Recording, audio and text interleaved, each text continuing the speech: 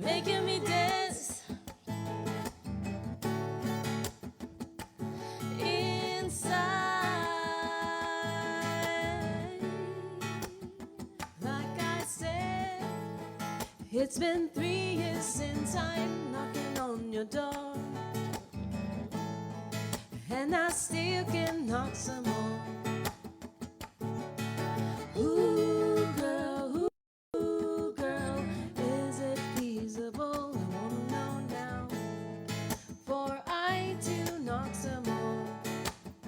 You see, in this life I know there is lots of grief, but your love is my relief. Tears in my eyes burn, tears in my eyes burn, while I'm waiting for my turn. I don't wanna wait in vain for your love. I don't wanna wait in vain for your love. It's double time, double time. I don't wanna wait in vain. I don't wanna wait in vain. It's me love. I don't wanna wait in vain. It's me love. I don't wanna wait in vain. I don't wanna wait. I don't wanna wait. I don't want to wait in vain. I don't wanna wait. I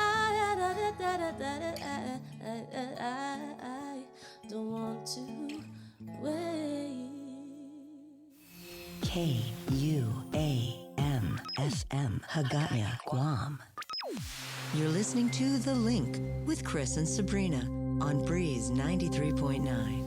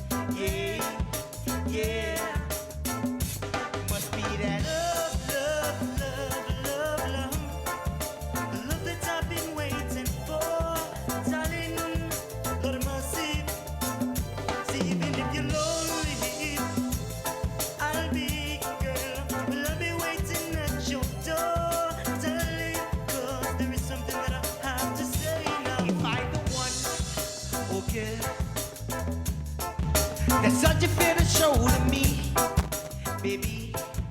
I see the time to take your love from me, darling.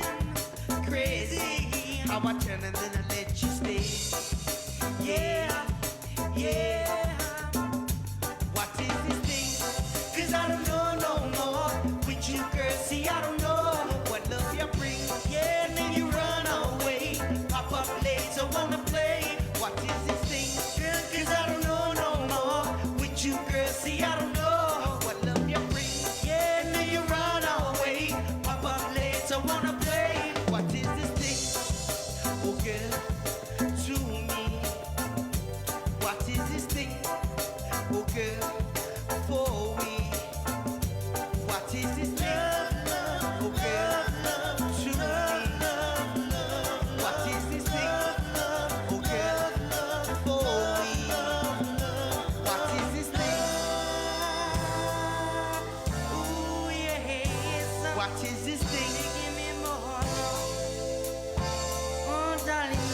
what is this thing?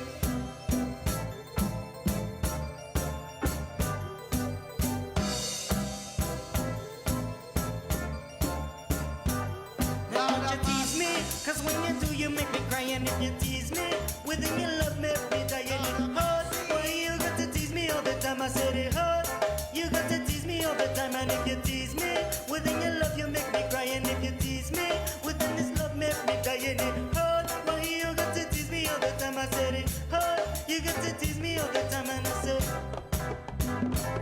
ooh, yes, bring your love back to me.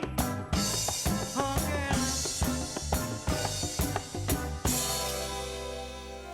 Link up with Chris and Sabrina at 637-0094 on Breeze 93.9 FM.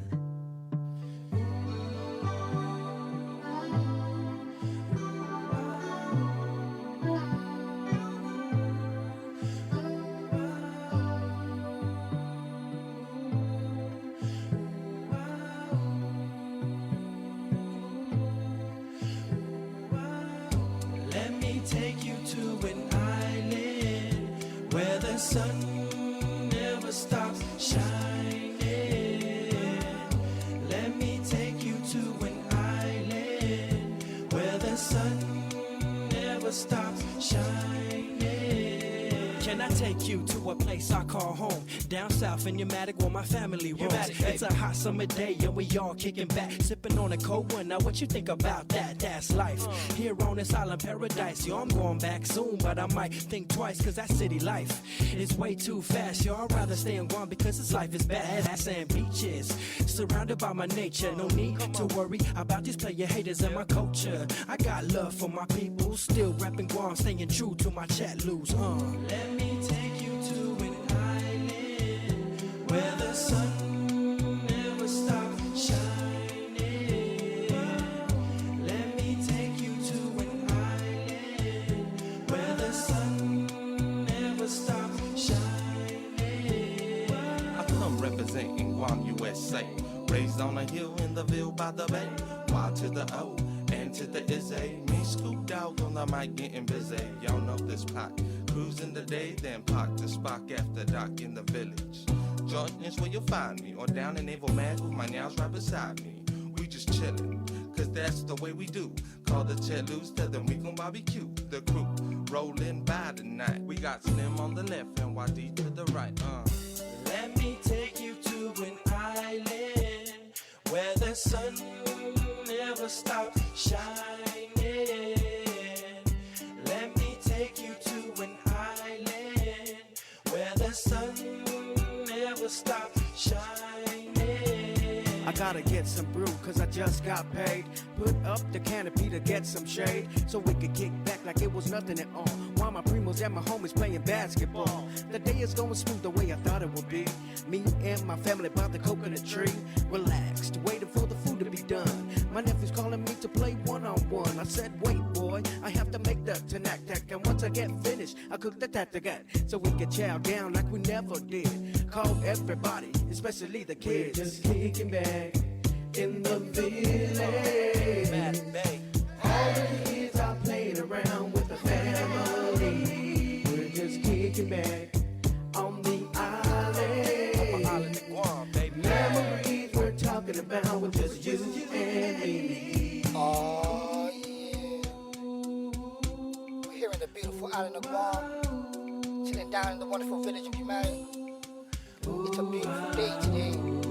Sun shining bright, shimmering along the bay.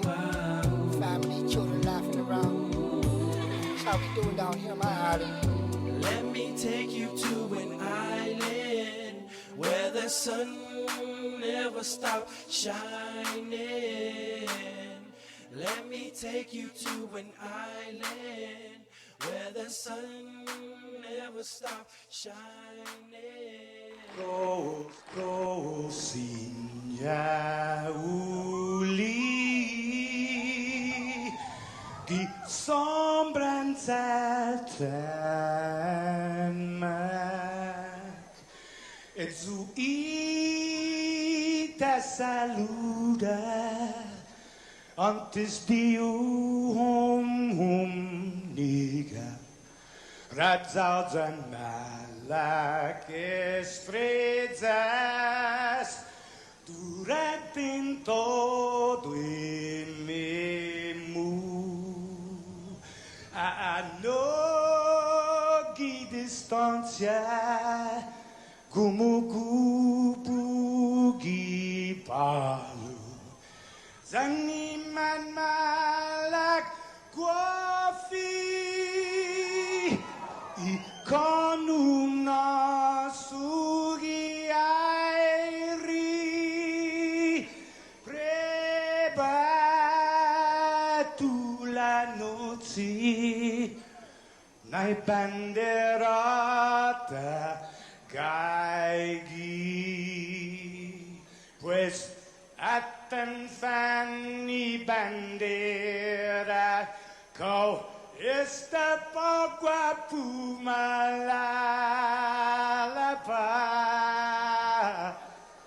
Giluk tanu man libri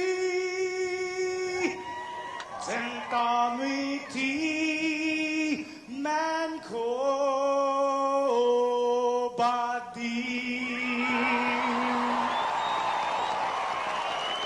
Fanogi tamoru puritanota Kantai matu nyagi todu ilugat Parai honra, parai gloria Abibai isla sin parat Parai honra, parai gloria Abibai isla sin parat Todo y tiempo y paz para kita Dan gini langit na bendition Conchay peligro na fan sofuham Zeus protegis languahon Conchay peligro na fan sofuham Zeus protegis languahon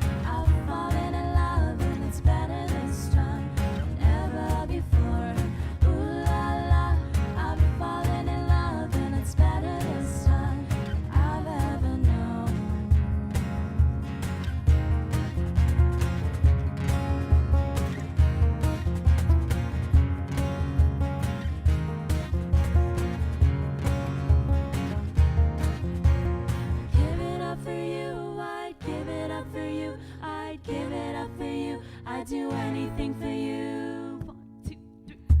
Ooh la la, I'm falling in love and it's better this time, never before.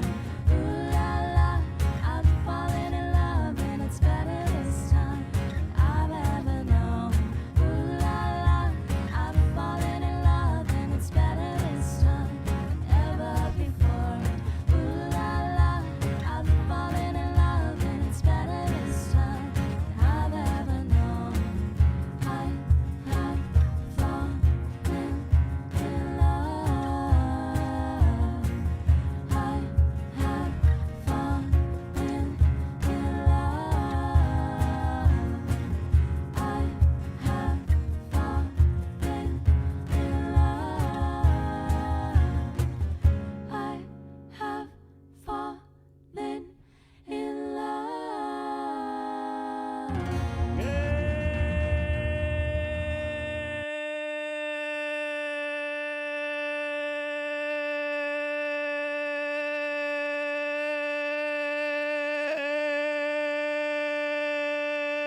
Good morning, Guam. Right on. Morning, Sabrina. Hi.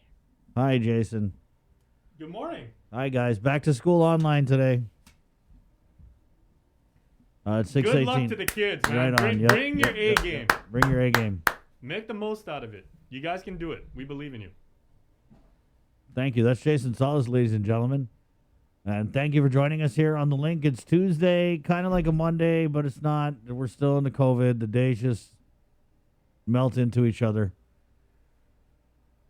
Was your Labor Day in any way laborious?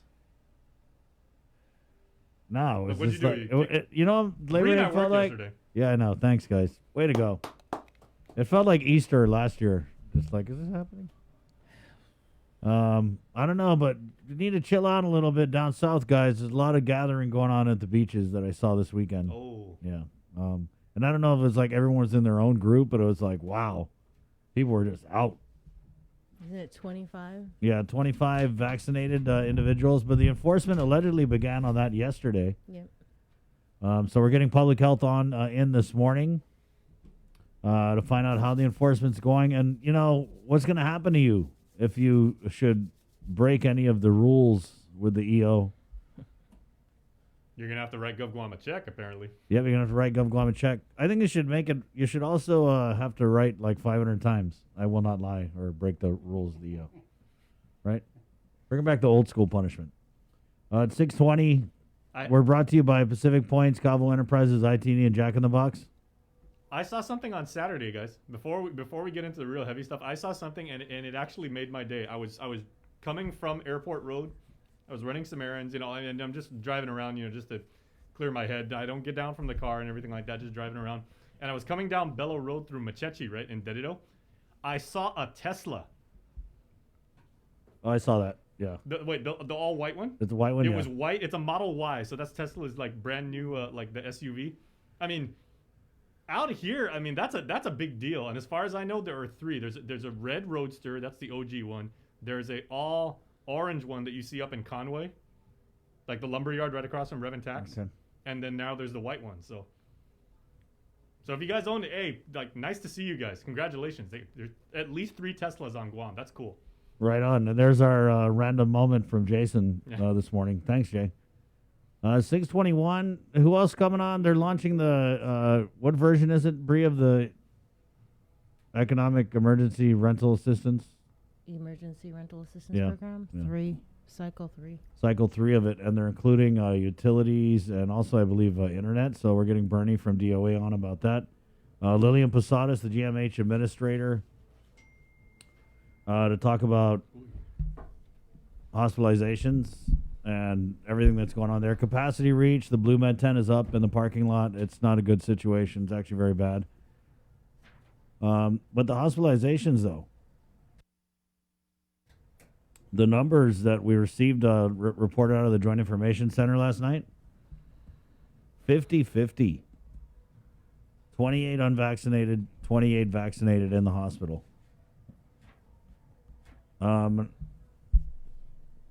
6 in the ICU. CAR score 46.8. We also recorded our 151st death over the weekend, right? Yeah, Friday. Yeah. But there Friday was, night was released from the Joint Information. right. They only ran 36 tests yesterday because it was a holiday, right? Mm-hmm. Right. So we're going to be expecting more results. Yeah, it was a holiday yesterday. It's also like lab technician, public health lab technician, I want to say week or month. So props to those guys. Definitely working hard. And the testing site at TZen, guys, when I drove by there on the way in this morning, already backed up. There's already about 30, 40 cars there. So that's going. Jay, what are our opportunities for testing and vaccination this week? I gotta get the. Testing is the Carnival grounds today. Okay. And then vaccinations, it's at the OG Fieldhouse and then the Southern Region Community Health Center. Okay, when is the Southern Region Community Health Center? Well, it's in the news, but it's from 9 a.m. Okay, to 12 thank noon. you. All right, it's in the news, guys. Sorry. Who else is coming up on the show? We're doing work week weather with Landon Ailette. He's back from vacation. Also, Teresa Areola at Guam Behavioral Health and Wellness Center, the crisis hotline, seeing a record number of calls. We also had 18 suicides recorded in the first 7 months of this year. So tragic, tragic stuff. Dr. Michael he's the education chair, pediatrician member of the Physicians Advisory Group. Coming in, we'll talk kids COVID. And Leilani Navarro, I think she's going to be joined by Chima, I believe, at 9:30 from Public Health's Environmental Health Division. And that's the enforcement arm, right? Yep, because they're out there enforcing the executive order. It's 6:24. Let's go ahead and do the news then, shall we? From the KUAM News Team with the very latest. Good morning, Sabrina Salas-Manzanani. Half a day, everybody. The Joint Information Center reports 57 hospitalization. 28 patients are unvaccinated. 1 is ineligible to get the shot. 28 are vaccinated. 6 patients are receiving ICU level of care. Between Friday night and last night, the Joint Information Center reports a total of 384 positive cases out of 3,084 tests conducted. To date, there have been a total of 11,293 officially reported cases of COVID-19 with 151 deaths. 2,016 cases are active and 9,126 have recovered as of September. Yesterday, the CAR score is 46.8. Free COVID-19 rapid tests continued today at the Old Teads Carnival grounds. That's from 8 a.m. to 12 noon. And as Chris mentioned, the line is already starting to form. So be prepared to wait several hours. Public Health, meanwhile, is now rolling out highly effective treatments for high-risk COVID patients. The therapy is called monoclonal antibody infusion, which can lessen symptom severity and prevent hospitalizations. Public Health has also requested staffing assistance from the U.S. Health and Human Services. As reported through a program with FEMA, HHS is sending 20 medical team members who will man 4 separate treatment centers. To receive the treatment, you must have a positive COVID-19 test and be referred by your doctor. Referrals may be given if the candidate is age 65 or older and weigh at least 80 pounds or more, told by your doctor that you are at high risk of serious case of COVID, or age 12 and older and weigh at least 80 pounds or more and have any of the following: chronic kidney disease, heart or lung disease, BMI of 25 or greater, pregnancy, diabetes, or immunosuppressive disease. Monoclonal antibody treatment is not intended as a replacement for getting vaccinated. These medications are not approved for use in patients who are hospitalized due to COVID-19 or require oxygen therapy. You can receive the treatment via the Teads testing site. For example, if you test positive for COVID and are deemed eligible, a referral will be made on site, and then you can proceed to treatment, or your doctor can refer you to receive treatment. Right now, the treatments are being offered at GMH and GRMC. As for vaccinations, a clinic is being held at the OG Calvo Fieldhouse from 11 a.m. to 6 p.m. and at the Southern Region Community Health Center in Inarajan from 9 a.m. to 12 noon. And now we head back into the newsroom for more headlines from me. This news update is brought to you by Pacific Points. Do more, get more. Hafide, you can now be fined if you don't show proof of vaccination or lie about having been vaccinated. when entering certain businesses covered under the governor's executive order. Public Health and Guam Police will actively be enforcing the provisions of the order, which requires covered establishments and contact sports verify vaccinations. Covered under the EO are businesses like restaurants, bars, movie theaters, boat cruises, sporting events, fitness centers, and dance studios, to name a few. For individuals, the first offense is a fine of $100.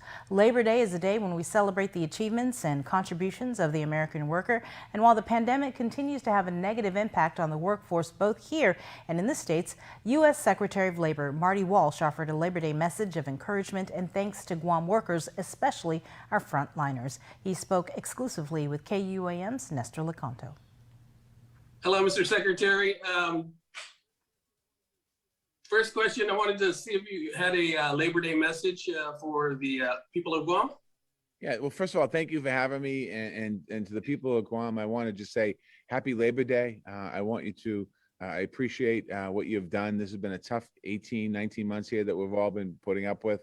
I want to just us to remember the essential worker, the first responder, the nurse, the doctor, the medical staff for the work that they've done, not just this past year, but over the past 19 months, keeping us safe and healthy and food on our table, going to work every day during this difficult time with the pandemic. So happy Labor Day to everyone.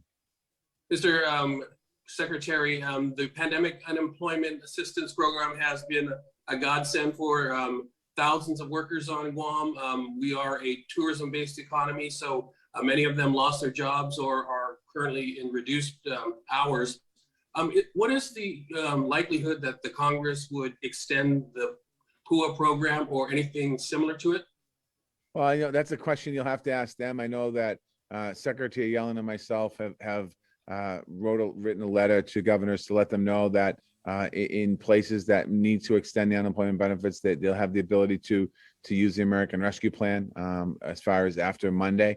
And I know that some congressional folks have expressed interest in having a conversation around what happens after that. So I think that that's something that will be discussed in the weeks ahead. Going forward, what is your recommendation to state and territorial labor agencies as far as programs to help workers get back to work, or maybe make the shift towards those jobs that might be open? Well, certainly the Department of Labor, we're focused on that. We have money in the budget for displaced workers, relocation of workers, and we're working right now across this country with the territories and with the states on crafting programs and moving forward. We also have the infrastructure bill that the president filed, both the bipartisan infrastructure bill for physical infrastructure and also the CARES economy infrastructure bill, where there's also additional ability for job investment. So we're working on those as well. So I would suggest to anyone that's watching today, if you have not made a contact with the Department of Labor, you should contact our ETS so we can have conversations about programs that might need to be crafted towards Guam. What do you think will be the biggest challenge going forward?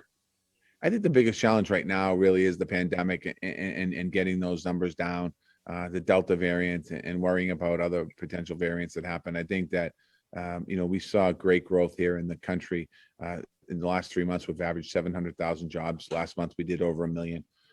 Really keeping our economy moving forward and keeping the investment. I think those are the biggest challenges that we have right in front of us, and keeping people safe and healthy and alive, quite honestly. And finally, sir, what do you think is the biggest impact to labor by the pandemic? The fear. I think fear of the American worker. I think that's why a lot of people still haven't returned to the workforce. Fear of their public health and fear. And that's why, the vaccine program that President Biden rolled out was so important, that when he did that, really to get 70% of Americans with at least one shot. Now we got to get everyone with the second shot, the ones that need 2 shots. If we can get into the 90% of America vaccinated, that will change our country, and we will be able to at some point have the pandemic behind us. U.S. Secretary Marty Walsh, U.S. Labor Secretary Marty Walsh, thank you so much for your time, sir. Thank you, Nestor. Thank you for having me today. A federal court ruling is clearing the way for people on Guam to gain access to medication abortion through telemedicine. According to a release from the ACLU, the preliminary injunction was issued through the U.S. District Court of Guam. Patients can now receive government-mandated information before an abortion from their physician via telemedicine without having to make a separate, medically unnecessary in-person visit. This decision follows a partial settlement secured by the plaintiffs in early March, which ensures that a 1978 law that requires abortions to be performed in a clinic or hospital cannot be used to restrict access to medication abortion. A lawsuit was filed by two physicians represented by the American Civil Liberties Union and Guam-based attorney Vanessa Williams. Philippine Airlines has filed for Chapter 11 bankruptcy reorganization. The national flag carrier says it is restructuring its debt to enable it to continue current operations and position itself for full recovery once global travel demand returns. Flight service from Guam to Manila will continue during this time. Once again, here's Nestor. Philippine Airlines President and COO Gilbert Santa Maria made the announcement in a 10-minute video news release over the weekend. We have been working with our creditors, lessors, suppliers, shareholders, and employees on a permanent solution to complete the recovery and guarantee the future of Philippine Airlines. The airline says it suffered a 75% collapse in passenger load in 2020, wiping out some $2 billion in revenue. It was eventually forced to lay off more than 2,300 employees. PAL is currently operating at about 20% of the pre-pandemic flight schedule. No further disruption in current services is expected, and there are plans to gradually increase both domestic and international service as it emerges from restructuring. The airline says it hopes to exit Chapter 11 possibly in just a few months. Also appearing in the announcement was controlling stakeholder Dr. Lucio Tan and his grandson Lucio Tan III, who read a message from his grandfather. We will complete the recovery of Philippine Airlines. We firmly support the management and employees of PAL as they undergo the restructuring process. Together, we will deliver an airline with a reorganized balance sheet, a streamlined workforce, and a renewed sense of mission. Now and long into the future. Thank you for your continued support and trust. For Guam's News Network, I'm Nestor Lecanto.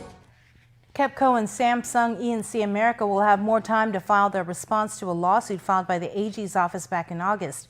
The AG last month took the companies to court seeking damages after they failed to implement their Guam EPA-approved erosion and sediment control plan for their solar farm project in Mangilao. Because they didn't, adjacent private properties were flooded from stormwater runoff to include Marbo Cave, which was left a mud pit. KEPCO and Samsung have until September 28th to file their response. A company based out of Singapore is suing the Guam Football Association. The lawsuit is centered around the GFA's hosting of the 2020 Asian qualifiers for the FIFA World Cup Qatar 2022 matches. International Sports Partners PTE Ltd was granted the exclusive commercial and media rights of the Guam national team's participation in the matches. However, due to the pandemic, the final match in March 2020 between Guam and China was delayed and moved to China.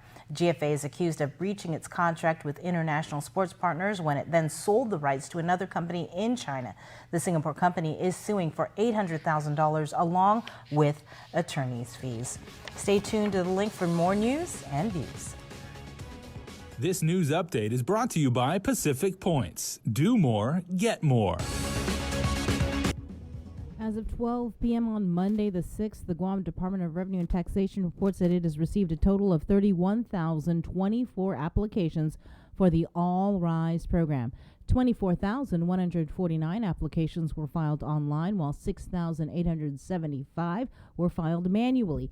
If you are eligible, you can still submit an application, so please do so. Although DRT has discontinued the drive through drop-off service line, you can still drop off an application inside the DRT building at the income tax branch from 7 a.m. to 5 p.m. Or again, you can still file online at myguamtax.com. DRT is working to assess the total amount due for the All Rise applications received so far. However, that amount is dependent upon the processing of all manual applications. The governor's capped her All Rise program at $30 million, but If additional money is needed, she is committed to identifying such funds. The U.S. recorded more than 4 million COVID-19 infections in August, the highest monthly total since the peak in January. And now, with summer coming to an end, there are concerns and numbers will rise even more as we go back to more indoor time, including kids back in school. Skylar Henry reports. Americans filled the bleachers and got in the last beach visits of the summer as the nation celebrated the Labor Day weekend. But hospitals were also crowded. And people are like, yeah, it's all open, it's all free, and it's devastating to me. The CDC says the U.S. is now averaging more than 150,000 new COVID cases a day. Health officials say it doesn't have to be this way. There are no vaccinated COVID critically ill patients in these units. Meanwhile, the Biden administration is preparing to begin booster shots for those who are already vaccinated. We were hoping that we would get both the candidates, both products, Moderna and Pfizer, rolled out by the week of the 20th. But now says the Moderna shot will likely not be approved in time.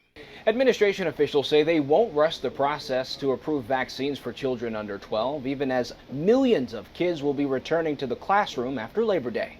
We know certainly more children are getting infected, and therefore more are getting hospitalized. In Tucson, Arizona last week, a man was arrested for trespassing after he stormed into a principal's office, upset that his son was asked to wear a mask in quarantine following a close contact with someone who tested positive for COVID. Now the principal says she's since been sent threatening emails. Remember, Tucson is a small community and you have a target on your back for enforcing unlawful orders. While in Minnesota, a group of parents are suing the state, demanding the governor issue a mask mandate in all schools in order to keep kids safe.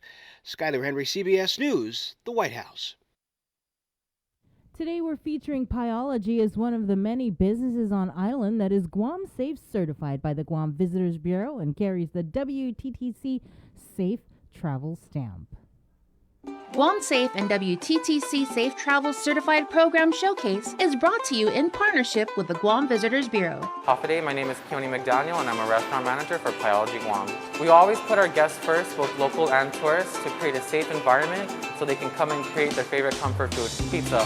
That is what is most important to us.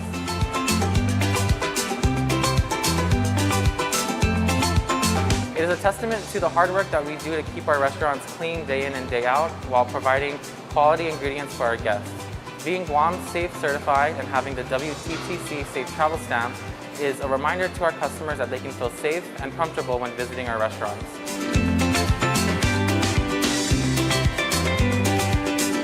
We are constantly following the ever-changing safety protocols that are being put in place.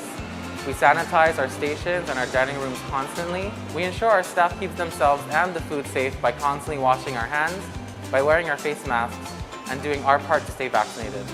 Guam Safe and WTTC Safe Travel Certified Program Showcase is brought to you in partnership with the Guam Visitors Bureau. And now, here's your Chamorro News Update with Pete. Buenos tardes to get something with Chamorro ni KUAM News. Presenta ni Familia Mizo gi First Hawaiian Bank. Buenas and half a day. Este News Pago. Que domingo, ilenya y oficina ni Joint Information Center na 55 mananadmin este check no COVID-19 sa manggagi gi hospital. 5 gagi ICU. 30 Cuman maduduluk trabaho ni ambot. Masangan ni public health na 93 nebu na kausan cetnut COVID 55 kahulu imafananan Carsko 46 8. Talo na news gimapos na business at the CBE Department to i-revenue tax 29,699 na aplikasyon para i-O RISE Act. 22,824 matsogan online that 6,875 matsogan manually. Igubinota ibagahaga akap 30 million sa kaso mas talo de Setania jagin maupos 30 million esta tunga mano na po fanhala ang sa kaso ni Setania para i-programa. Yasunto Chamorro sa presenta sa ninafatto ni Familia Mizo gi First Hawaiian Bank. Say hello to the First Hawaiian Bank mobile app. Got a question about your finances? You've come to the right place. Bring all your accounts together, even those that aren't with us, and see the big picture, right down to the smallest detail. Unlock powerful tools like Insights and Money Map that help you save time and take control of your finances. When you connect accounts with the First Hawaiian Bank mobile app, it all starts with yes. This season of The Voice promises to be the best one yet, with singer Ariana Grande joining the star-studded coach lineup, including John Legend, Blake Shelton, and Kelly Clarkson. You happen to see how last season ended? I won. But that's why I'm here. To get you hyped up for the big premiere, KUAM Communications are giving you the chance to win $500 daily between September 13th to September 17th for showing us how much you love The Voice. All you have to do is listen to The Link on Breeze 93.9 FM or watch the live stream on Facebook Live, and when prompted, call in with your answer to The Voice Daily Trivia Challenge. And then on premiere day, September 21st, check out KUAM Digital for a special bonus question and another chance to win $500. Visit KUAM.com for official rules and regulations. Some restrictions apply. The KUAM Podcast Network is back and on demand, featuring a great variety of podcasts from our island and region, including culture, lifestyle, awareness, crime, politics, commentary, comedy, and entertainment. Available on most streaming platforms. The KUAM Podcast Network. Subscribe and listen now.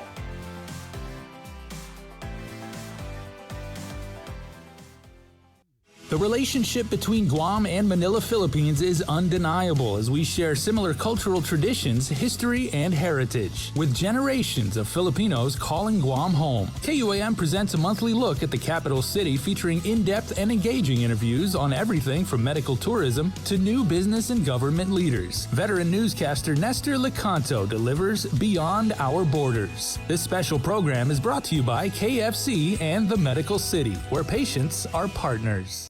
GU Self-Storage, conveniently located near the Harmon McDonald's, offers fully covered loading and unloading area with individual pin-coded gate and door access. Call us today at 648-7867 for more information. Do you feel like you're missing out on something? Make life more rewarding with Pacific Points.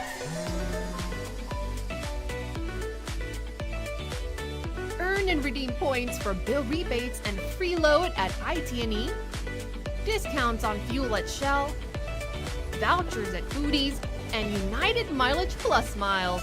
You can even pay with Pacific Points at IT&E, Shell, and Foodies. Pacific Points.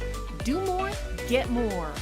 Catch SportsLink on the KUAM News Morning Show, The Link, every Friday to hear about the latest in sports news, game schedules, athlete profiles, and more. SportsLink, brought to you each week by Cure Alkaline Water and Mariana's Irrigation and Landscape, airs every Friday across the multimedia platforms of KUAM. Tune into the broadcast on Breeze 93.9 FM, on KUAM TV 11, live streaming through the KUAM News Facebook page, or view highlights on YouTube, KUAM News Facebook, and Instagram. SportsLink is hosted by Dave Delgado through KUAM Sports, and he will make sure that everyone knows what is happening on the fields, in the gyms, and everywhere in between. This season, KUAM Communications is ready to go with more games, more championships, and more sports specials guaranteed to bring out the fan in you. Don't miss a minute of gameplay from NBC on KUAM TV 8 or from CBS on KUAM TV 11. We're bringing you all the action and excitement brought to you locally by Michelob Ultra, the superior light beer, Mariana's Irrigation and Landscape, and Docomo Pacific. KUAM's multi-platform morning show, The Link, just got a little more delicious with Feed Me Fridays. Chris, Sabrina, Jason, and the rest of the morning crew will take some time off each Friday to talk, taste, and tempt you with all the latest and greatest food and drinks on Guam. Old faves, new hits, and everything else we can put in our bellies. It's Feed Me Fridays on The Link, brought to you by King's Restaurants, Ruby Tuesday Guam, and Devondale. The Culture Club returns to KUAM Digital and KUAM News Weekend Edition, highlighting Guam's young artists, activists, and crafters as they work to protect, preserve, and promote our Chamorro culture. Watch this weekly feature on the digital platforms of KUAM News Weekend Edition, brought to you by Hanum. Uno Mixed. We're mixing it up on the last Thursday of every month with a look at lifestyle, entertainment, food, and so much more on the stations, networks, and digital platforms of KUAM Communications. Uno Mixed is presented to you by Docomo Pacific, Better Together, and Pepsi.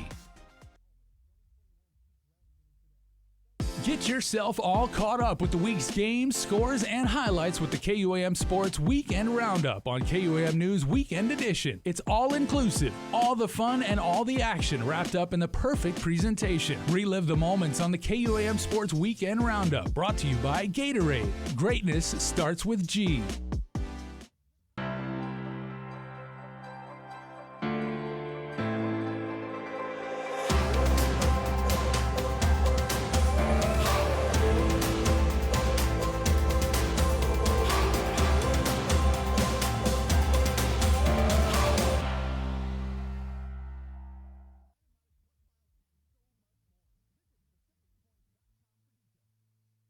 The world of television is more exciting than ever. Don't miss a minute of special presentations from NBC on KUAM TV 8 or from CBS on KUAM TV 11. Every month, we'll bring you the fun and excitement of award shows and red carpet moments, special series presentation, and other great network programs. Brought to you locally by King's Restaurant, Ruby Tuesday Guam, Bud Light Seltzer, and Docomo Pacific, giving you more reasons to tune in and turn on. Fall in love with TV again with the best from KUAM Communications. Looking for TV schedules, upcoming sports, or special presentations, or what you may have missed over the busy week you had? Well, look no further than KUAM Digital Digest. This weekly emailed newsletter puts all kinds of information in the hands of subscribers each and every week. Just subscribe and we will make sure you keep up with your favorites and stay informed and entertained throughout it all. Go to KUAM.com, click on the newsletter tab, give us your email address, and you are all set. Brought to you in digital partnership with King's Restaurant and Ruby Tuesday Guam. It's the KUAM Digital Digest, your weekly guide to the latest information and best entertainment on the stations and platforms of KUAM.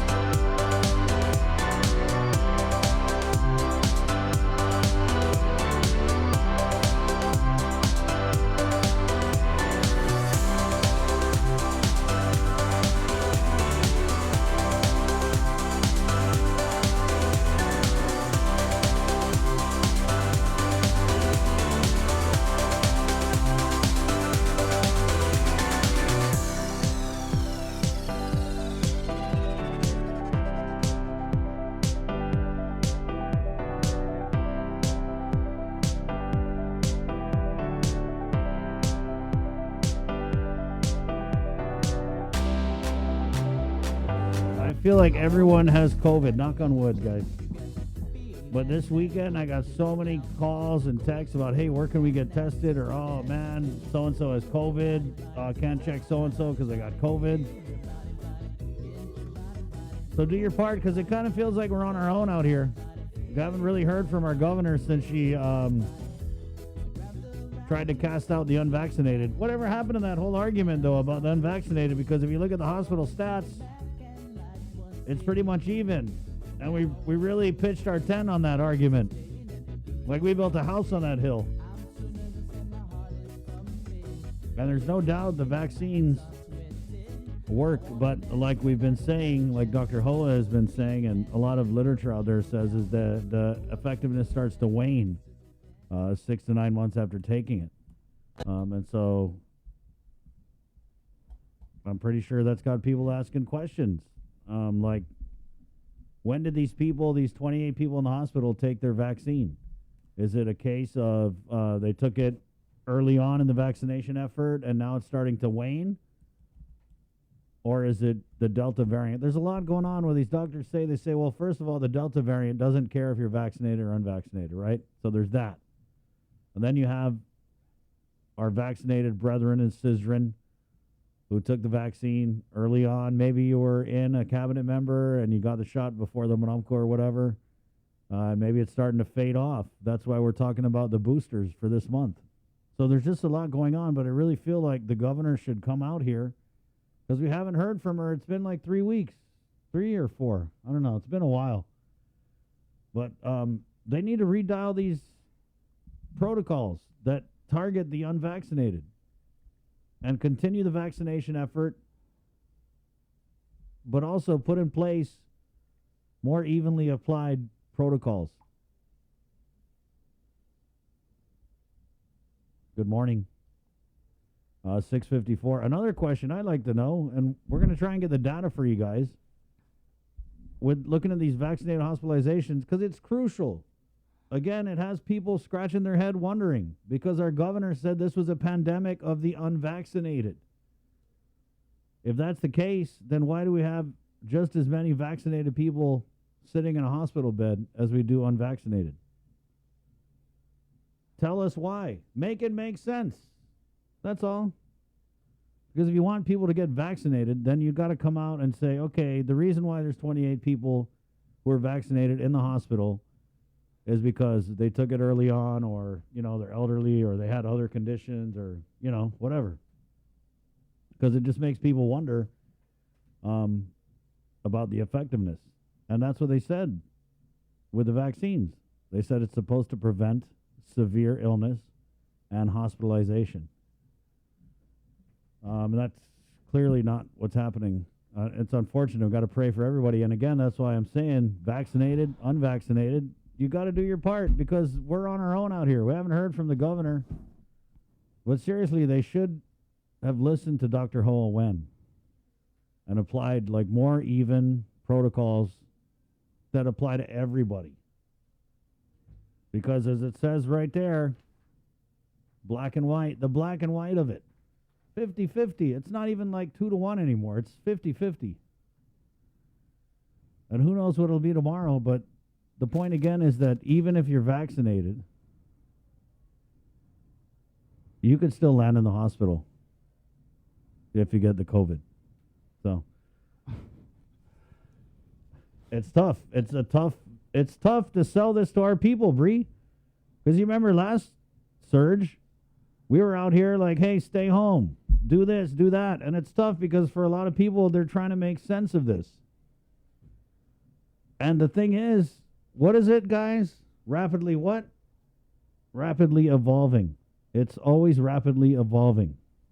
And so if the governor is embarrassed or worried that people are going to be like, oh, wait, I thought you said cast out the unvaccinated. Now you're saying everyone's the same?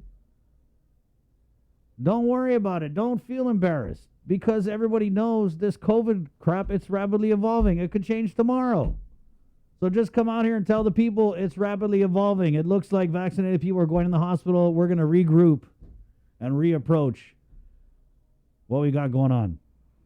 I'm so used to not hearing from the governor or seeing the governor or At this point, I really don't care. I know, and that's the sad I'm part. sorry. It's like, yeah, we don't care. As long as we get to talk to public health and our medical experts, then I'm Because I good. feel like when the governor talks, she makes it worse. I'm sorry, it is and what I it don't is. even want to see Yeah. any more of these damn Facebook videos. and Yeah, so YouTube I want to videos. talk about this, Bree. I want to Stop wasting your time in making videos, please. I want to talk You about can this. just tell us what's happening, and we can cover it. So we talked last week about this Regeneron treatment, and this is a treatment that's supposed to save lives, basically.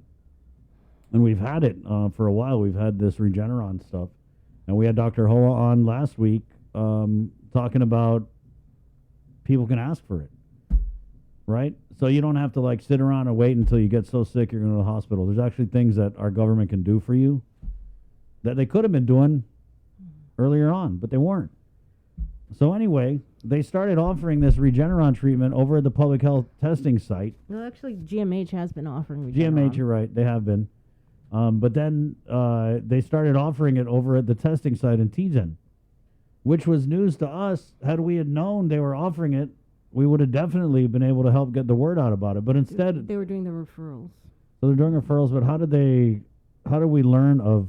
It was mentioned during the oversight hearing with public health on Friday when Art was there, Chima was there. But, you know, we had been given a heads up from Chima earlier in the week when they had spoke with FEMA regarding how state and tribal governments can request for medical staffing assistance. And that's when he told us that they had requested for 40 vaccinators, 40 testing people, and people to do these treatments. Because the idea behind it was the governor wanted to start these make it more available to the community where they can get these Regeneron type and monoclonal antibody treatments. And so, lo and behold, they ended up starting that Friday. day of the oversight hearing. Yeah. So they ended up starting this Regeneron treatment on Friday, but they didn't announce it to anybody. Instead, what had happened was it late Friday afternoon or mid-Friday? It was late Friday. Late Friday afternoon, they posted another one of these frickin' Facebook videos. I don't understand what is the obsession with these Facebook videos. Like, are we trying to save lives, or are we just trying to get Facebook views?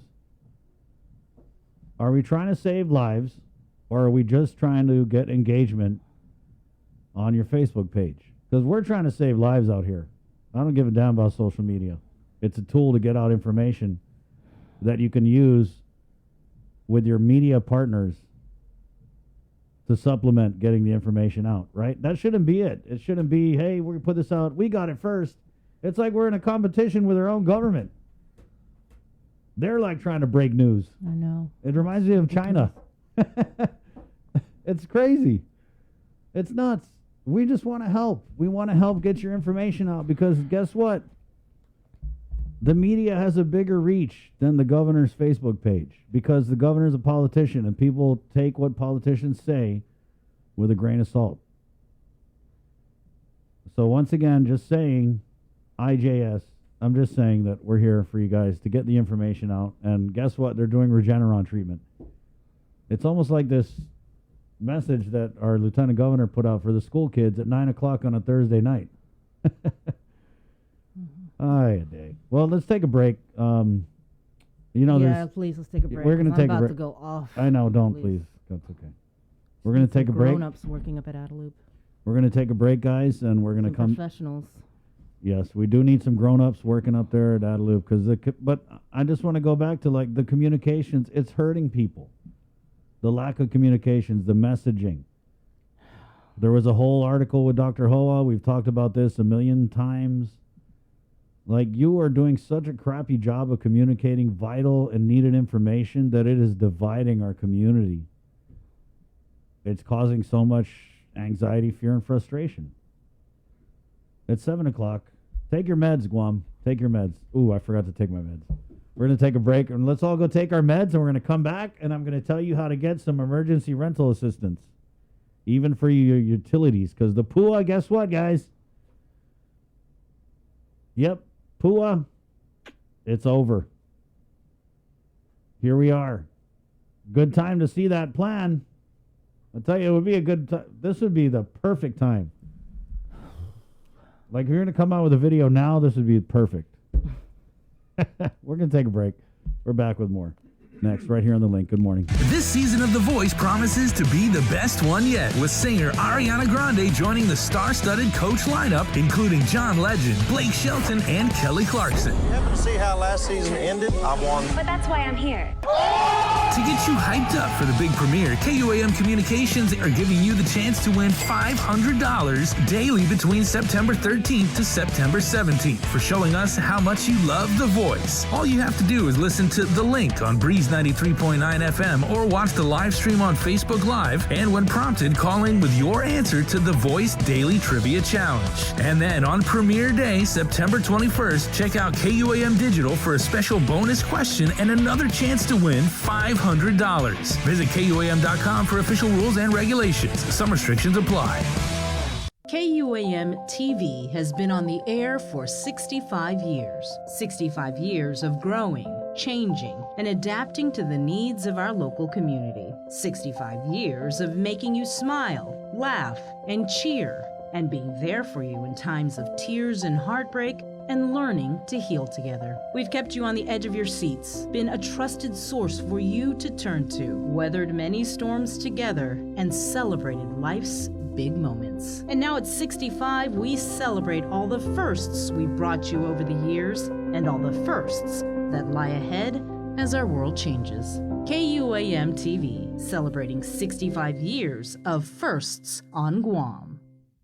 KUAM Communications continues our perpetuation of our Chamorro culture, language, and heritage, with features available to our listening and viewing audience, including streaming of Chamorro music 24 hours per day on Isla Digital Radio on KUAM.com and the KUAM News app. Chamorro News Update, weekdays on The Link and the KUAM News YouTube channel. Conversations about life in our Chamorro language podcast, Cuentos Tapaco, with Kin Conception. Seasonal specials, shows, and other features highlighting the beauty of our language, culture, and history. It's a new era of our continued commitment to our Chamorro heritage. Isla, watch, listen, stream.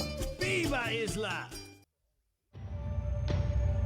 Listen, watch, and learn from the daily Chamorro news updates from KUAM News. Catch them on The Link during the 8 o'clock hour, streaming online on Isla Radio, or on the KUAM News YouTube channel for your convenience. Tune in and stay informed, all while preserving our precious culture through the daily use of our native Chamorro language. Chamorro news updates are brought to you by your familia at First Hawaiian Bank.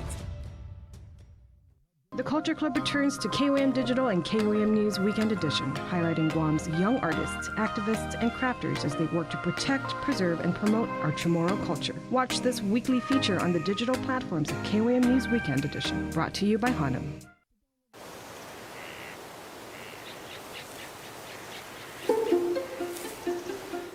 Guam was once home to over 12 native species of forest birds, each with their own unique sound, color, and role to play in our ecosystem.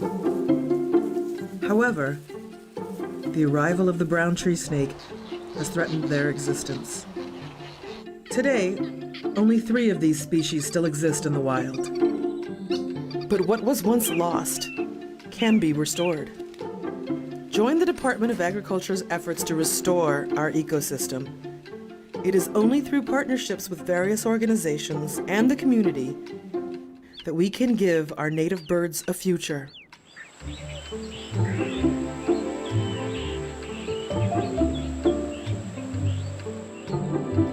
Support snake suppression. See what's on TV tonight with schedules, network news and notes, local promotions and giveaways on KUAM Communications social media pages. Like and follow us on Facebook or Instagram now for all the latest and never miss out.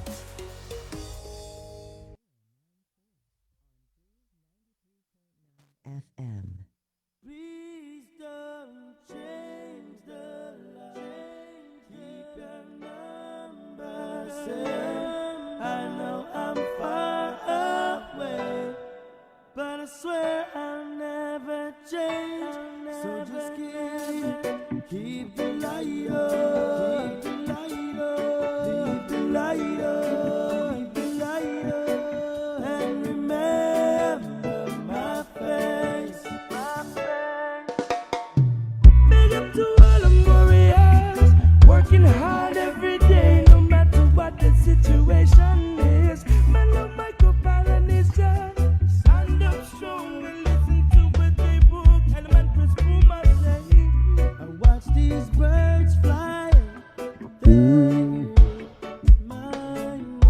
Hey, good morning.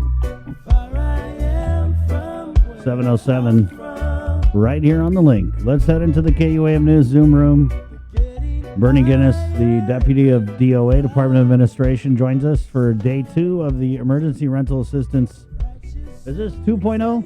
3.0? 3.0. 3.0, third round of assistance, and it actually kicked off yesterday on the Labor Day holiday. How was that, Bernie? It went pretty all right. You know, we received 81 applications online, and then about 10 that were actually PDF'd and emailed to us.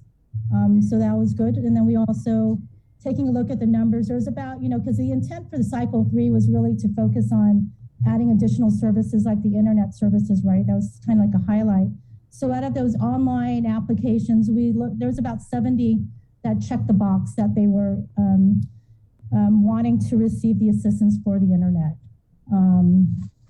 So that's a good thing. So we're just really trying to push it, trying to get the word out that there's these additional services. So cycle 3 really is about the internet, and then it could be for it could also be for installation, putting in folks that don't have internet services. If they wanted to apply, we can go ahead and pay for those additional costs. So we had we've met with some of the commercial carriers and worked out some of the processes on how the payments would entail. But along with the cycle 3 services, we also will offer the utility rapid payments, meaning we can also pay for those who are continuing services with us. They can also receive payments like in a bulk payment, so that because really the intent for cycle 3 too is to speed up the process, right? Speed up this process and getting these folks their financial assistance. Along with that, we also added on some additional household expenses related expenses, such as the relocation costs if they're going to move to a new unit, security deposits, and then also we have encountered some folks who are currently staying in like hotels, right? So we are paying for those additional costs for there, and then if they are going to move to a new unit, if there's any kind of relocation costs, so we take a look at that as well. And then we've come across for folks who've moved to a different location, so they may have arrears in their other units, right? The other rental units. So we take a look at that. If they are qualified, then we go ahead and we'll assist in taking care of that payment as well. Can you go over go ahead. The baseline eligibility for these programs? What was that? The baseline? Yeah, the eligibility. Is there like income? It's still the same. Everything's still the same as like in cycle 1, 2, and 3. I mean, the first and second cycle. So of course they certainly have to meet the 3 eligibility criterias. That they still have to experience their household has to experience a reduction of income, right, based of COVID related. And then secondly, they have to demonstrate experiencing homelessness or housing instability, which meaning if they're in arrears. And then secondly, they have to meet the AMI median income level. So, excuse me. So it still applies to the 3 eligibility criteria still applies to cycle 3. Can you talk about the self-attestation? Yeah. So self-attestation. Boy, Bernie, that's a word that this is one of these pandemic words. Yeah, but we've been using it. We've been using it quite on the onset of the program. But it was as a grantee, we were allowed on the onset to use self-attestation as a form to, if a client or if a tenant didn't have their documentation immediately, then we could resort to a self-attestation. They would just attest that they are, if they don't have a VOE, verification employment, then they can attest that they lost their job or they're making X amount of dollars or whatnot, right? But on the onset, we weren't really pushing for that. We wanted folks to provide us the documentation simply because, again, it is, like we keep emphasizing, these are federal funds and we want to do our due diligence in making sure that everything is, copacetic and it's correct. But with the Biden administration, there's really a big push, certainly not only locally, but also stateside, to try to speed up the process And so they really emphasize in using self-attestation as a form to collect the data from the to collect the data from the tenants. So we are certainly we are pushing for that as well. If they don't have, like I said, if they don't have their VOE immediately, or they don't have their billings, or they don't have their landlord information, then they can go ahead and attest to those particular documents that we are needing. However, it does say that even though we are receiving that self-attestation on the onset, they still need to provide some document, they still would have to provide their documentation, because the self-attestation is just to it's to speed up the process and to get it approved, and then to get that payment to them. And then we go about and collect those other documents from them eventually. Have you had any instances of fraud or what you guys feel was attempted fraud? There are some, we have instances where some landlords, and we won't say it's fraud, it's just they're just trying to do, they're just being very cautious as well, where landlords, where they feel that they don't want to participate because they know that their tenant really should not be, we'll get calls saying, like, I don't think my tenant should participate in this because, they didn't lose their job, or they didn't, they weren't affected by COVID. Their incomes weren't affected by COVID. Yeah. So they don't want to sign their documentation, right? They don't want to complete. So, it's a catch-22. We are working with the client and just making sure too that, hey, you're signing this documentation, and if you sign it, and if you're falsifying something, and we go further into review, then you can, certainly there are ramifications. You may pay back, or again, there's something, some consequences that you may have to be faced with. What? Can you give us the numbers for how many people were helped with ERA 1 and 2, and then how many were deemed ineligible? From last week, we combined the numbers. We received over 3,000 for cycle 1 and 2. And then for eligibility, it was about 1,670. And then ineligible was 1,330. 1,330 was the ineligibility. So again, as for today, for the cycle 3, since this, early this morning, we had the team take a look at the numbers. Again, as far as for cycle 3, we have about 85 that was received online, and a 10 that was emailed to us. So about 90 is an additional applications that were received. Mm-hmm. So 1,330 ineligible. What were some of the reasons why? That's a lot for 1 and 2.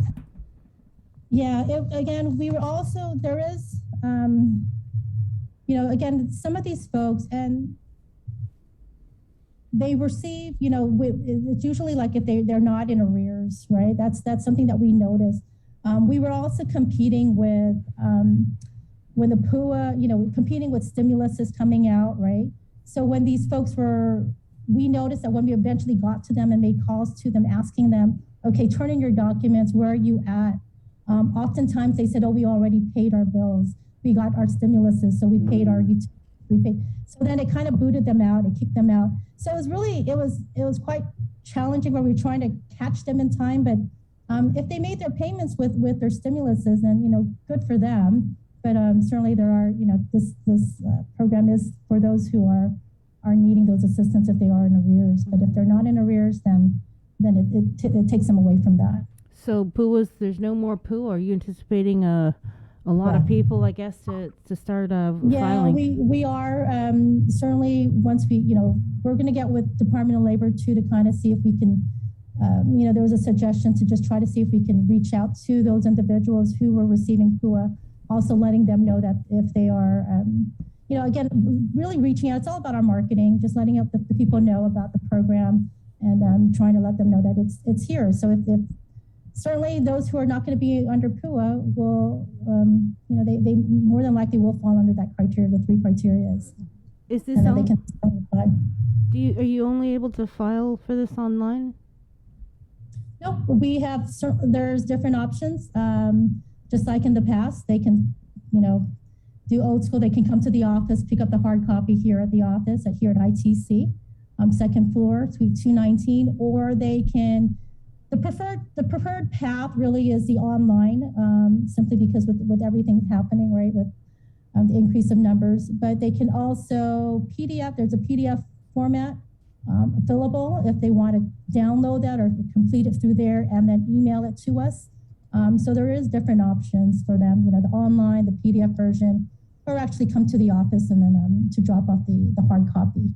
So we're trying to make it accessible to everyone, as you know, so that they can go ahead and have the opportunity to apply. Can you talk a little bit about because I had over the weekend some calls from people who they own their own home but are struggling with utilities, that kind of thing. Obviously, because of working reduced hours or whatnot.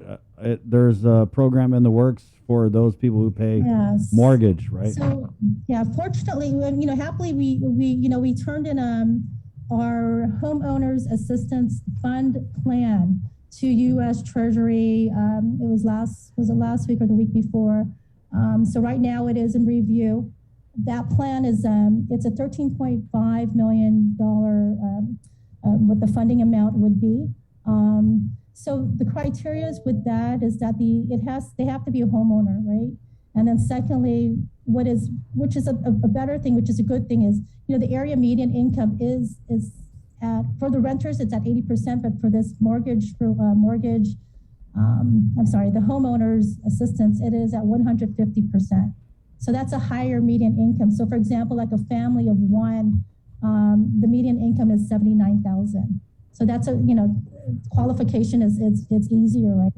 And then lastly, the third qualifier for that eligibility would be that they have to have financial hardship based on COVID as of January 21st, 2020. So it's a good thing, you know, our plan submission was for utilities, you know, power, water, and solid waste, also for mortgage assistance and then property taxes. So we're hoping and crossing our fingers to receive notice from U.S. Treasury, and then once we get that, then we can go ahead and start implementing that program and offering that assistance to the community. Did you read or, determine there's a big need for that type of assistance?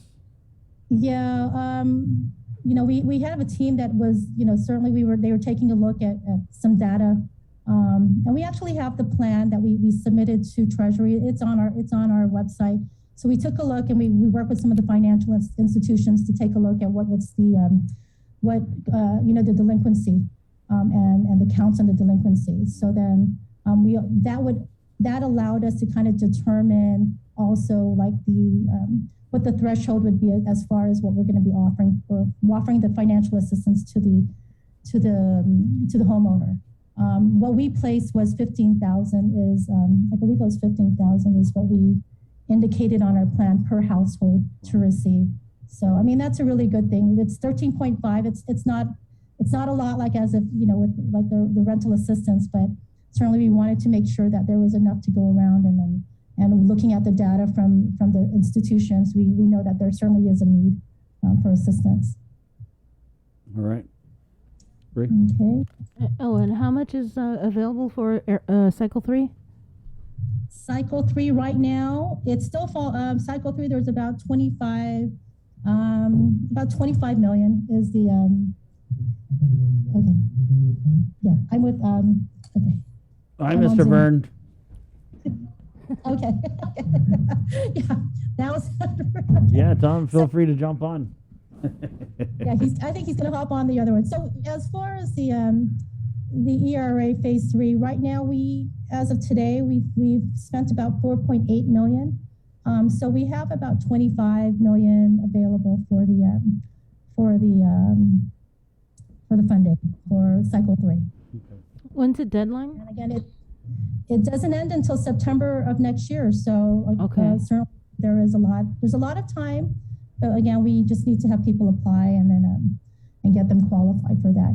We know that there was quite a, Bree, I know you're talking about it seemed like the number for eligibilities was quite high. We will take a look again and then certainly with the new requirements and self-attestations, the push for that, then if there are folks that are who are ineligible, they can certainly appeal, and then we can work with them to try to get them qualified. Thank you, Bernie. Thanks, Bernie. Good luck getting that money out to the people who need it. Good job. All righty. Thank you, guys. Okay. See you. Talk to you Take care. Bernie Guinness, Department of Administration Deputy Director with the Emergency Rental Assistance Program, Round 3. 7:21. We're going to take a quick break. Lillian Posadas of the Guam Memorial Hospital is coming up. Plus, we're going to go through some of your Facebook Live comments coming up right after the break. It's Tuesday, September 7th. Back to school online. All right. Do you have a laptop? Did you get one?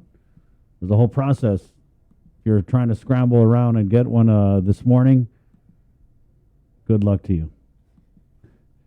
There's more of the show coming up next. It's 7:23. Good morning. This season of The Voice promises to be the best one yet, with singer Ariana Grande joining the star-studded Coach lineup, including John Legend, Blake Shelton, and Kelly Clarkson. You happen to see how last season ended? I won. But that's why I'm here. To get you hyped up for the big premiere, KUAM Communications are giving you the chance to win $500 daily between September 13th to September 17th for showing us how much you love The Voice. All you have to do is listen to The Link on Breeze 93.9 FM or watch the live stream on Facebook Live, and when prompted, call in with your answer to The Voice Daily Trivia Challenge. And then on premiere day, September 21st, check out KUAM Digital for a special bonus question and another chance to win $500. Visit KUAM.com for official rules and regulations. Some restrictions apply. The KUAM Podcast Network is back and on demand, featuring a great variety of podcasts from our island and region, including culture, lifestyle, awareness, crime, politics, commentary, comedy, and entertainment. Available on most streaming platforms. The KUAM Podcast Network. Subscribe and listen now.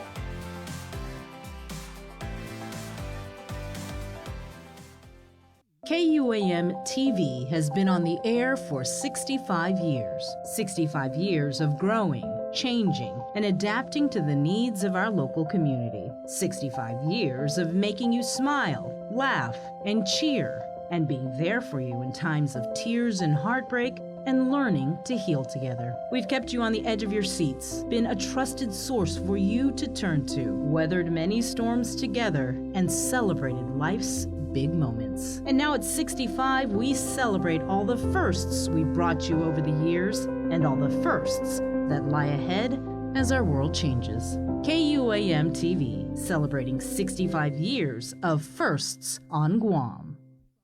Get yourself all caught up with the week's games, scores, and highlights with the KUAM Sports Weekend Roundup on KUAM News Weekend Edition. It's all inclusive, all the fun and all the action wrapped up in the perfect presentation. Relive the moments on the KUAM Sports Weekend Roundup, brought to you by Gatorade. Greatness starts with G.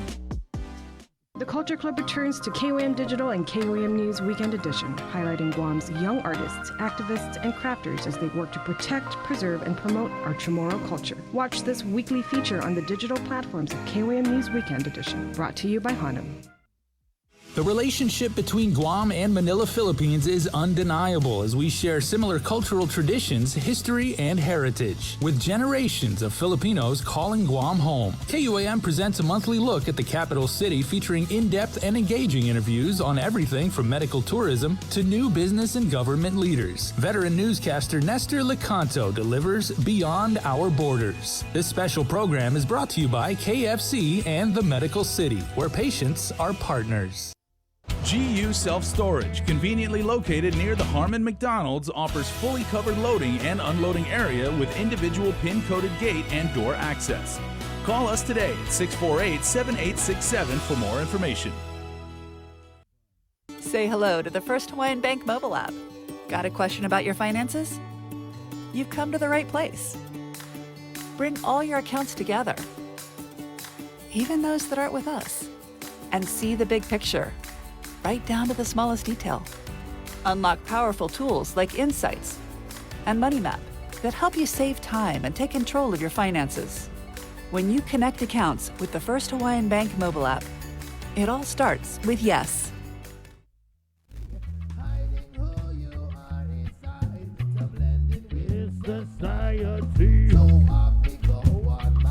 Hey, good morning.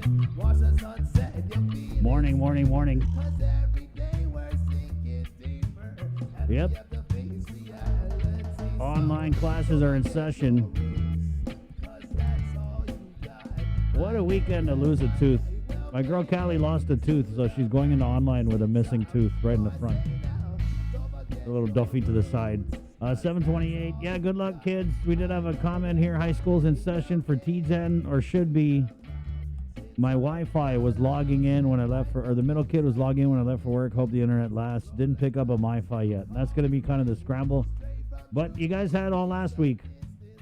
Okay, and GDOE doesn't seem like they're cutting anyone any breaks for this online thing, right? Yeah, and we've actually got a story. I think it was by Daniel Perez that filed it for us. Is if you did not get the technology gear that you need, you can ask to be excused. But that was Isaiah, by the way. Oh, that was Isaiah. Yeah. Let's go ahead and play that, shall we? Do you have it? Yeah, I do have it, actually. Yeah, we'll play this here for just everyone who's kind of running around this morning on the first day of online, and you didn't get a laptop.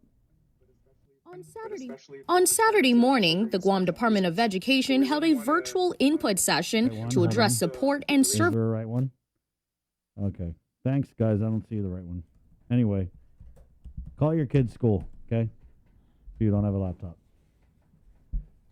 728. Let's go back in and read our comments then, guys. And our phones are on, too. I got one comment from SP Borja right off the bat when we signed on. Half a day from Stamford, Connecticut. Wow. Hello, hey, I'm from Waterbury. Nice You're, to see Stamford. you're from Waterbury, Jay? Yeah, I lived there when I was from 2 to 4. Wow. When I was a baby. My parents actually, if it wasn't for UConn, the big basketball school, I would literally not exist. Right. We do have some comments here. Selena Sinclair, ask Guam Power Authority why they were cutting power yesterday during a holiday, knowing it's closed and hard to pay unless online.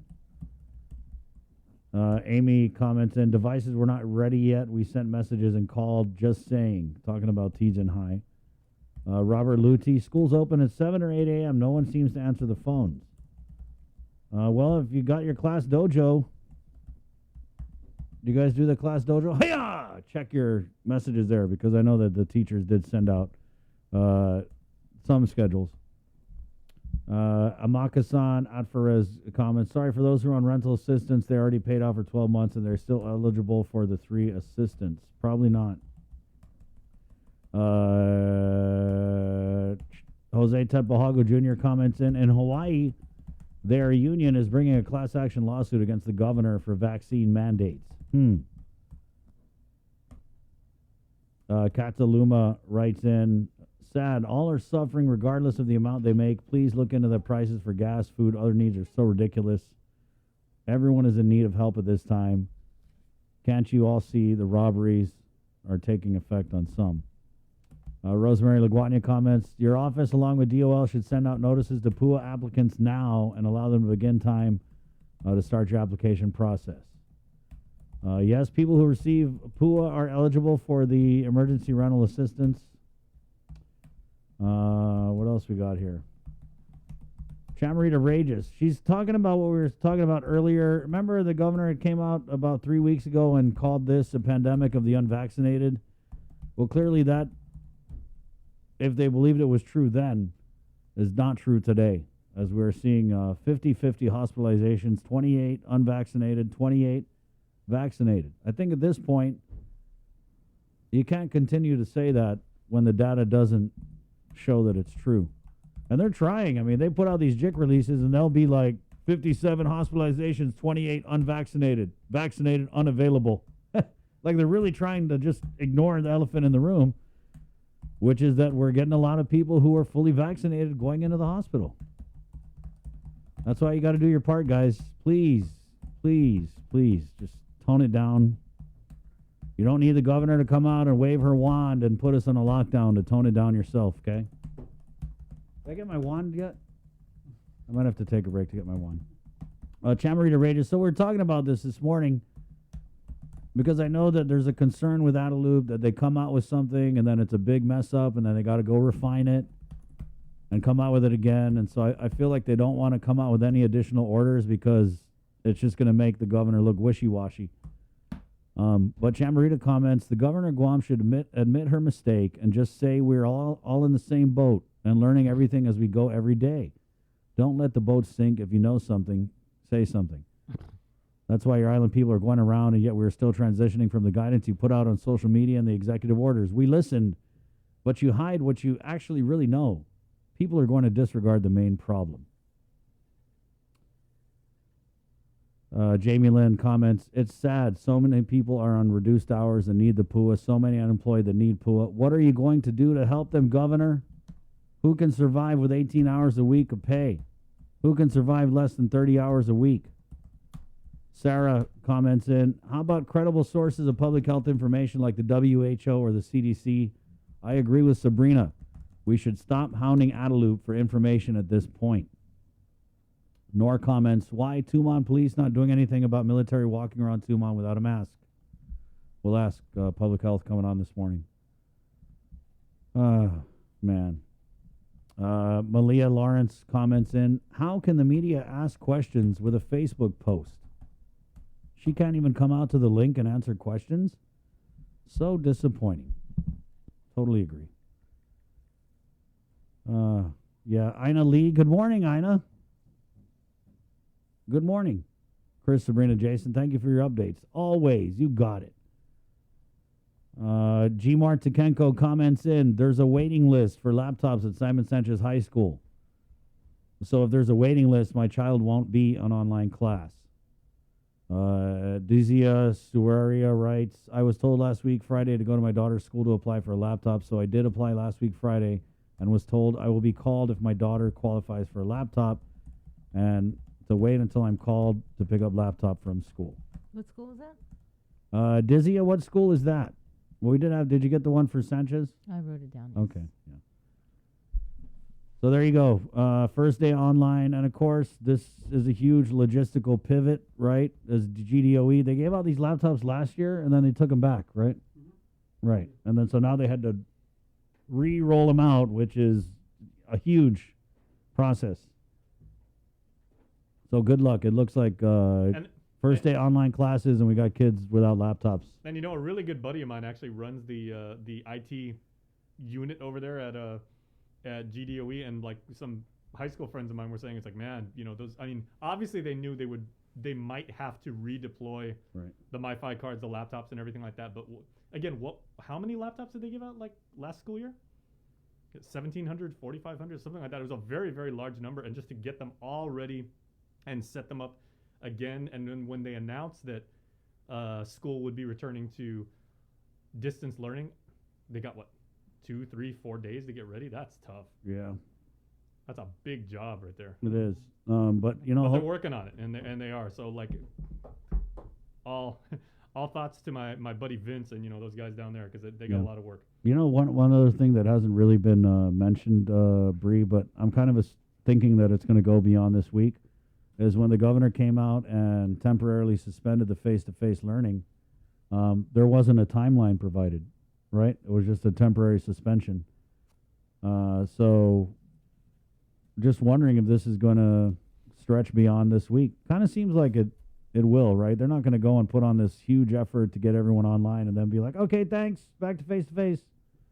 Because then you still got to leverage like the parents' concerns, but I just want to say I think it's good that the online has stood up again, because that should totally be an option as we navigate forward in this pandemic, right? Because it wasn't at the beginning of the school year. We were just so keyed in on getting the kids back into school, obviously, that the online slots were all filled up, and they basically said that, oh, you got to wait till the end of the semester. Well, that changed, didn't it?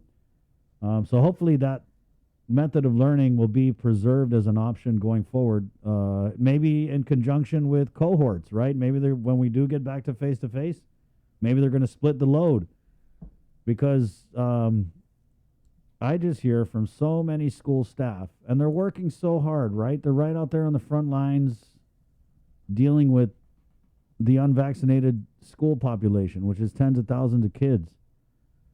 And they say, Chris, it's impossible for us. We're working so hard, but we just can't social distance these children. We just can't. That's what I hear from people who work at the schools in the north. It's what I hear from people who work in the schools in the south. And that doesn't mean they're not trying, of course. Of course they are. But anybody who has kids knows there's one thing you can't really count on. You can't really count on kids. They're variable. They're unexpected. Very uncontrolled, right? So of course they can't control them social distancing. So the question then becomes, how do we dial back the number of warm bodies at the schools? And obviously online, cohorts, other whatever methods that we can, so that we can get the kids back to school in some way, shape, or form. Because obviously this surge, it's a little hot right now for the kids to be in class, but when people talk about a return to normal, face-to-face instruction is definitely one of the biggest parts of that. It's 7:37. Let's go ahead and head into the KUAM newsroom now, or Zoom room, where we have standing by from the Guam Memorial Hospital, the administrator, Lillian Posadas, on this Tuesday that's kind of like a Monday. Good morning, Lillian. Good morning. Good morning, Guam. Good morning, everybody. Hi, Lillian. Almost scared to ask. But go ahead. We are at 31. We are at 31 this morning. Over the weekend, we were up to 34, the highest we've been. But that's just inpatient individuals who are admitted. We were still seeing patients coming through the emergency room, quite a bit of them. Fortunately, their symptoms were not so severe that they qualified for the REGEN-COV, and so, many of them were given that infusion treatment and were able to be discharged home. So this morning we are at 31. One of them is at the ICU level of care, receiving a high flow nasal cannula oxygen supplemental treatment, not on ventilator support. So it's a good sign. One is at the PCU level of care, meaning progressive care unit, still kind of close to ICU, but not as critical as ICU. 15 of these individuals required telemetry service, which is, again, the constant monitoring of their heart rhythm and heart rate.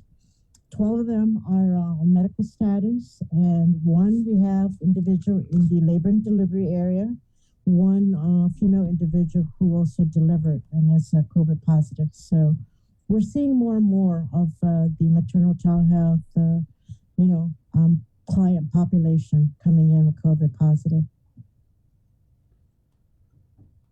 You still seeing sick kids cycling in and out of the ER? We are still seeing, children, not as much as previously. The two children that we had in the house last week, the one under 1 year was released home, I believe, Friday. And then the other one under 12 was released yesterday or Sunday. Oh, that's good. Have you ever had to use the antibody, the monoclonal treatment on children? No, they haven't. I think the monoclonal is for individuals, for young people 12 and over, not under. So no one over, over 12, Right. between 12 and 15. No. So can you tell us more about this rollout? Because you guys have been offering this REGEN-COV, Regeneron treatment, but has it stepped up recently now that they're making referrals over at Teason? Well, it's stepped up. One day, I think it was last week, Friday, we administered like about 7 COVID individuals were given the REGEN-COV. There was one day that 11 infusion were given. But we started the team, the ER, and our under the leadership of Dr. Agun, we started giving the REGEN-COV about 4 weeks ago. We've been giving it in the emergency room, for individuals who meet the qualifications. And so it's been ongoing since then. Is REGEN-COV, and I think I asked this before, is it the same thing as Regeneron? Yeah, it's a combination of casirivimab and imdevimab. Yes, it's a mixture of the two, and so it's given over an hour infusion, and then the individual is observed for another hour to see if there's any reaction. And so it replaced. Remember the bamlanivimab? Right. Right. It replaced it because bamlanivimab, ever since the Delta variant started showing up, the bamlanivimab was no longer effective, and so the pharmaceutical companies, they came up with the Gencov, which is the casirivimab and imdevimab. Tongue twisters. And this Regencov, is this something that Health and Human Services or the federal government, FDA, whoever, is providing to the government of Guam? Yes, we've been getting it from HHS. And how much, I guess, have you guys been getting it? How much do you guys receive? I can't say how much. I'll have to check with our pharmacy. How much have we been getting already? At one point, we received, I believe, 100 doses, and we gave about 25 to GRMC so they can start administering the infusion treatment. And so is this through IV or through the sub-Q, the shot? No, it's through intravenous. We haven't done the sub-Q yet. It's intravenous infusion.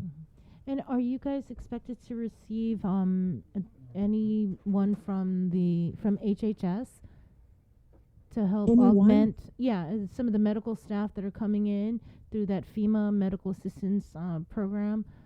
Chima was talking about HHS, and they're sending a team over. So I was just wondering if GMH, if you guys are going to be receiving any of these medical professionals that are coming in from HHS. We'd like to, we'd like to, absolutely, because we really need additional resources, and so we'd like to, but we're also trying to get more travel nurses. It's just that we're challenged, with the competition at the national level. And so it would definitely help us if we get additional medical staff from FEMA.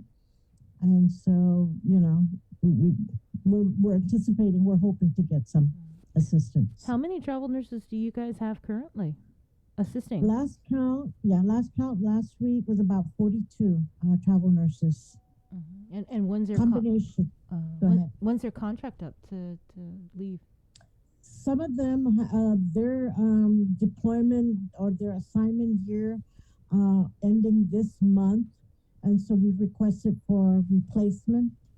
And so some of them have decided to stay on and extend their assignment here in Guam, but not a whole lot.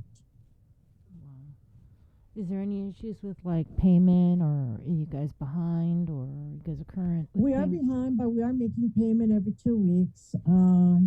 So because it's a huge expense, but we are making payment every 2 weeks to both the two staffing solution agencies, New West and Medical Solutions. We continue to make payment, although we are behind. Right. Yeah. How far behind are you guys? I think one of them is about 1 million that we're behind, and then the other one close to 1 million in terms of back payment that we owe. Have any of the companies said, "Look, you need to pay up, or we're going to cut you guys off"? Well, but they've been very, very cooperative, and they've been really just good faith. They know that that we make payment, and so they continue to provide us with the resources. Unfortunately, the demand for these travel nurses at the U.S. Mainland level is great across the nation, and so they're also trying to supply those hospitals across the states who are in greater number of COVID cases, taxing their hospital system, their healthcare system. Do you or has GMH or the governor made that request? I remember last time when there was the surge. I think the Department of Defense came through and they sent some people over. Has it gotten to that point, or has this request been made? Yes. In our discussion yesterday with the governor, that we are going to meet sometime today to, begin the process of completing those documents, those forms, to get some mission. They call it mission assignment. So they'll be deploying. Hopefully, that they can deploy some DoD medical staff, doctors and nurses, like we did last year. But I'm sure they're also tapped on throughout the U.S., but, doesn't hurt to try. And so we are going to sit down and go through the completing the form, the request for mission assignment of DoD personnel. And this is those critical care nurses. I forget the specific titles, but I know they had long titles and they were very important. Yeah, there's intensivists. Yeah. The intensivists, those are the doctors. We do have, fortunately, we have the telemedicine intensivists, 3 doctors helping Dr. Alvin and the hospitalists. But, doesn't hurt to request for additional help and support for intensivists, and also for the emergency room and for telemetry nurses, because a lot of these COVID patients require constant cardiac monitoring via the telemetry system. And so, the numbers are high. I think even, was it yesterday, over the weekend, we had like about 20 plus COVID patients who needed the telemetry service. Lillian, we had a question here. Does a patient have to be insured to receive the Regenco?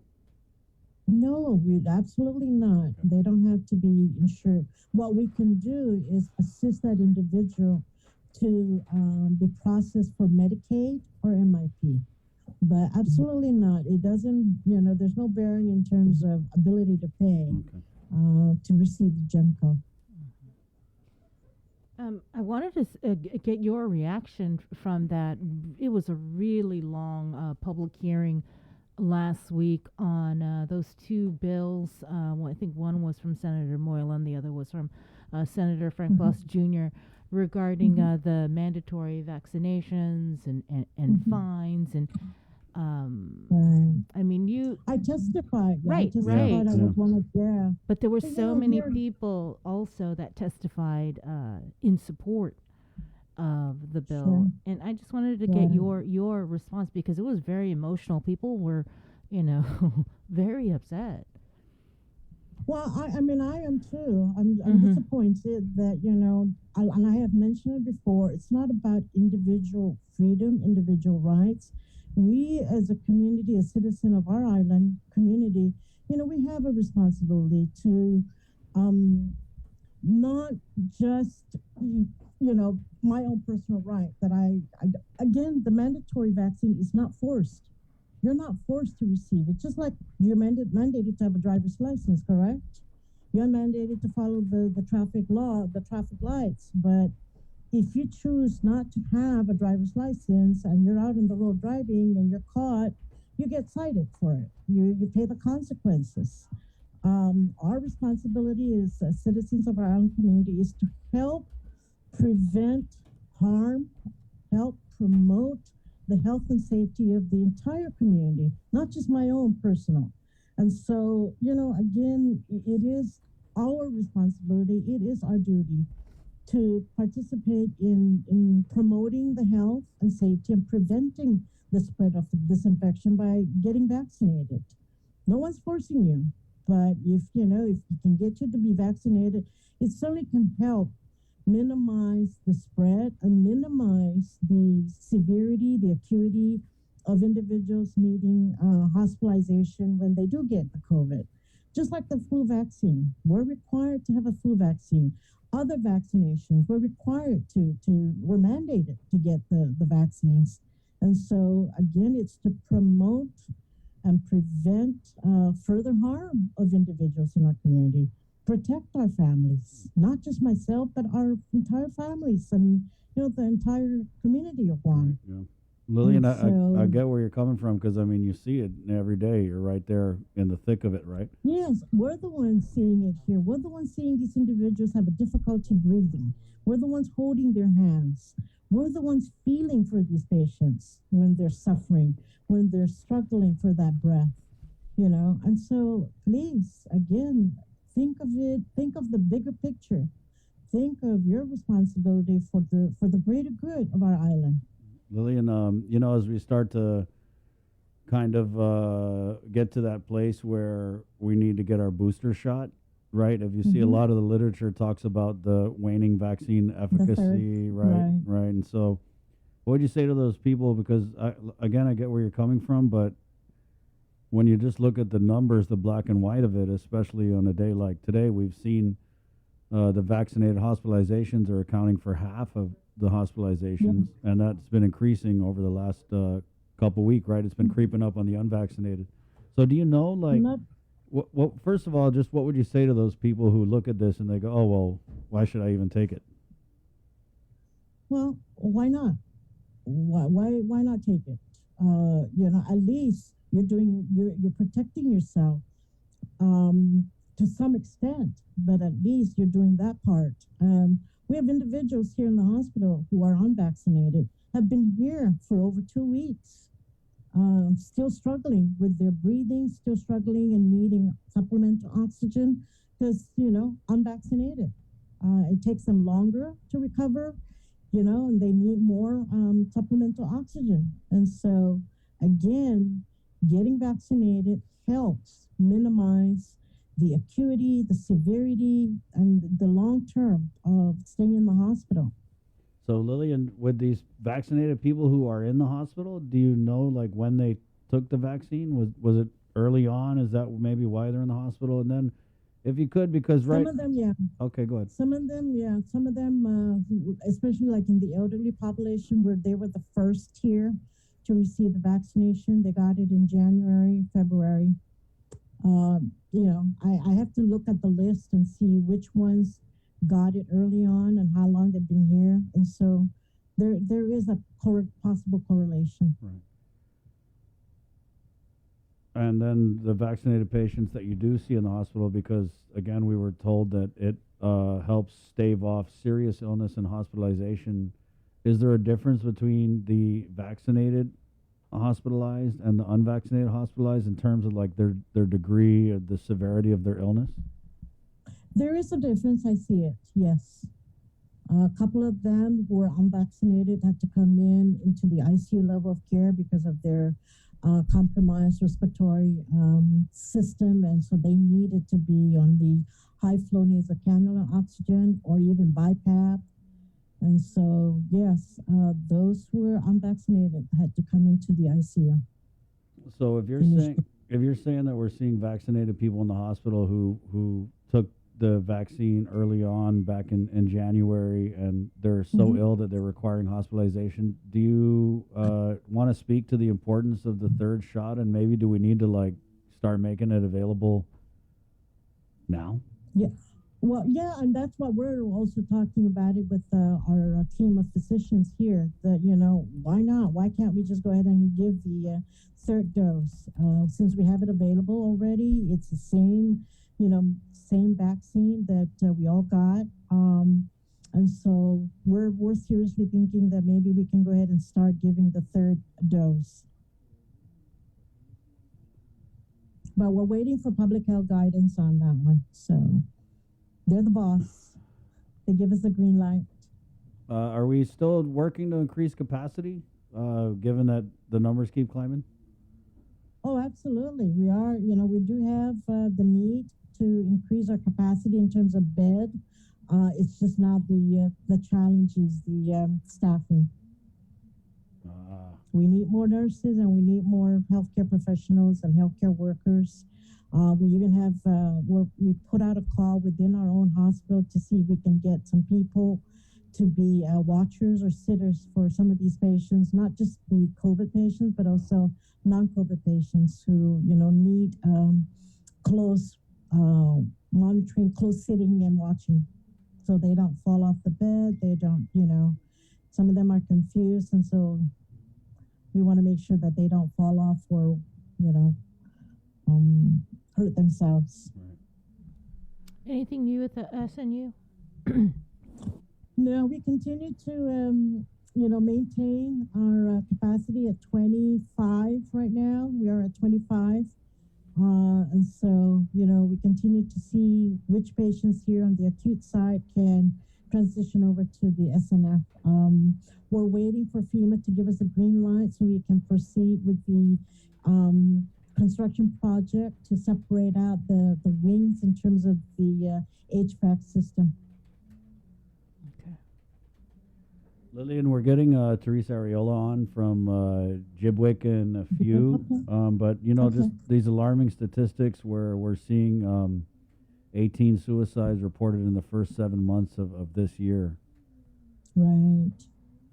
Yeah. Not only does this COVID really affect the physical, medical condition of individuals, but psychosocial also, and it's a very tough illness. It's there's a lot of anxieties, a lot of fears, and a lot of concerns. And so individuals, even healthcare workers here, we're dealing with some traumatic cases that from last year still. And so we're human beings, and so our emotions are all in disarray and concern and worry. So we all need help. I totally agree, Lillian. Yeah. Thank you so much for your time this morning and for continuing to be that voice of safety and caution. Yeah, and care for the people of Guam. Thank you, Lillian. Thanks, Lillian. Thank you, too. Take care. You too. 7:58. We're going to take a break. And are we going on KUAM TV today? Yes, we are.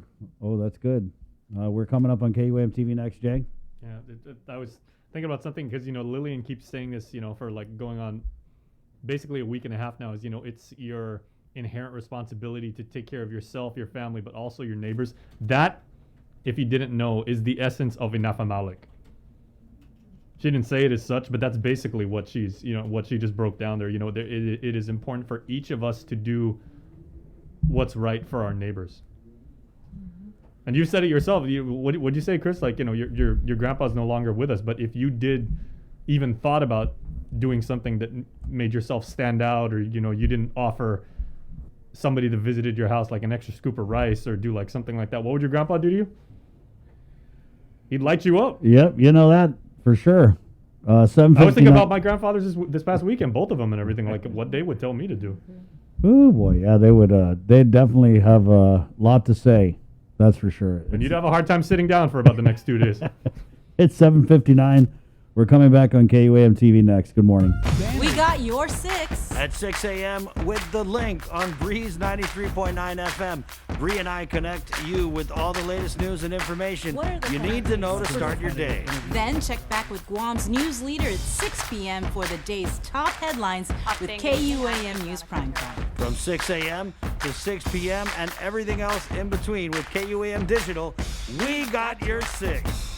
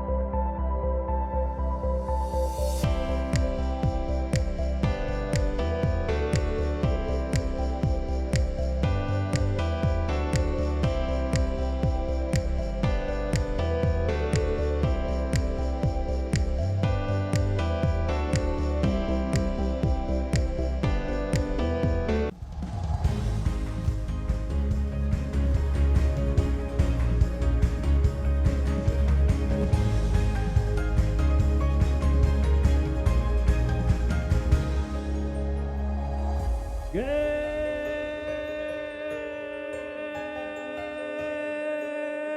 morning, Guam. Morning, Sabrina.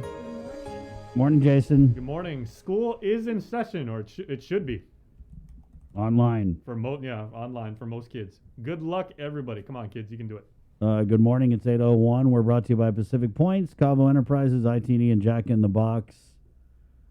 Let's go ahead and get into the news. We do have your work week weather, which we usually do on Mondays, but yesterday was a holiday, so we're doing it on this Tuesday. That's kind of like a Monday when Len and I let the National Weather Service. But in the meantime, let's go ahead and get you the very latest from the KUAM news team.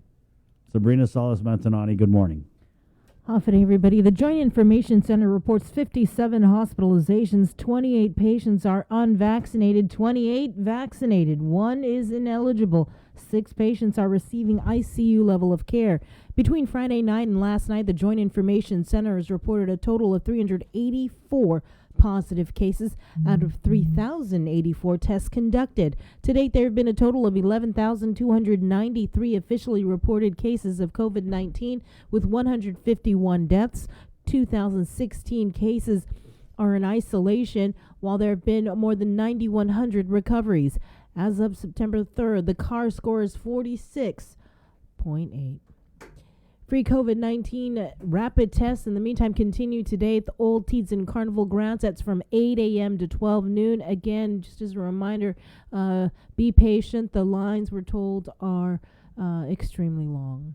Public Health, meanwhile, is now rolling out highly effective treatments for high-risk COVID patients. The therapy is called monoclonal antibody infusion, which can lessen symptom severity and prevent hospitalizations. Public Health has also requested staffing assistance from the U.S. Health and Human Services.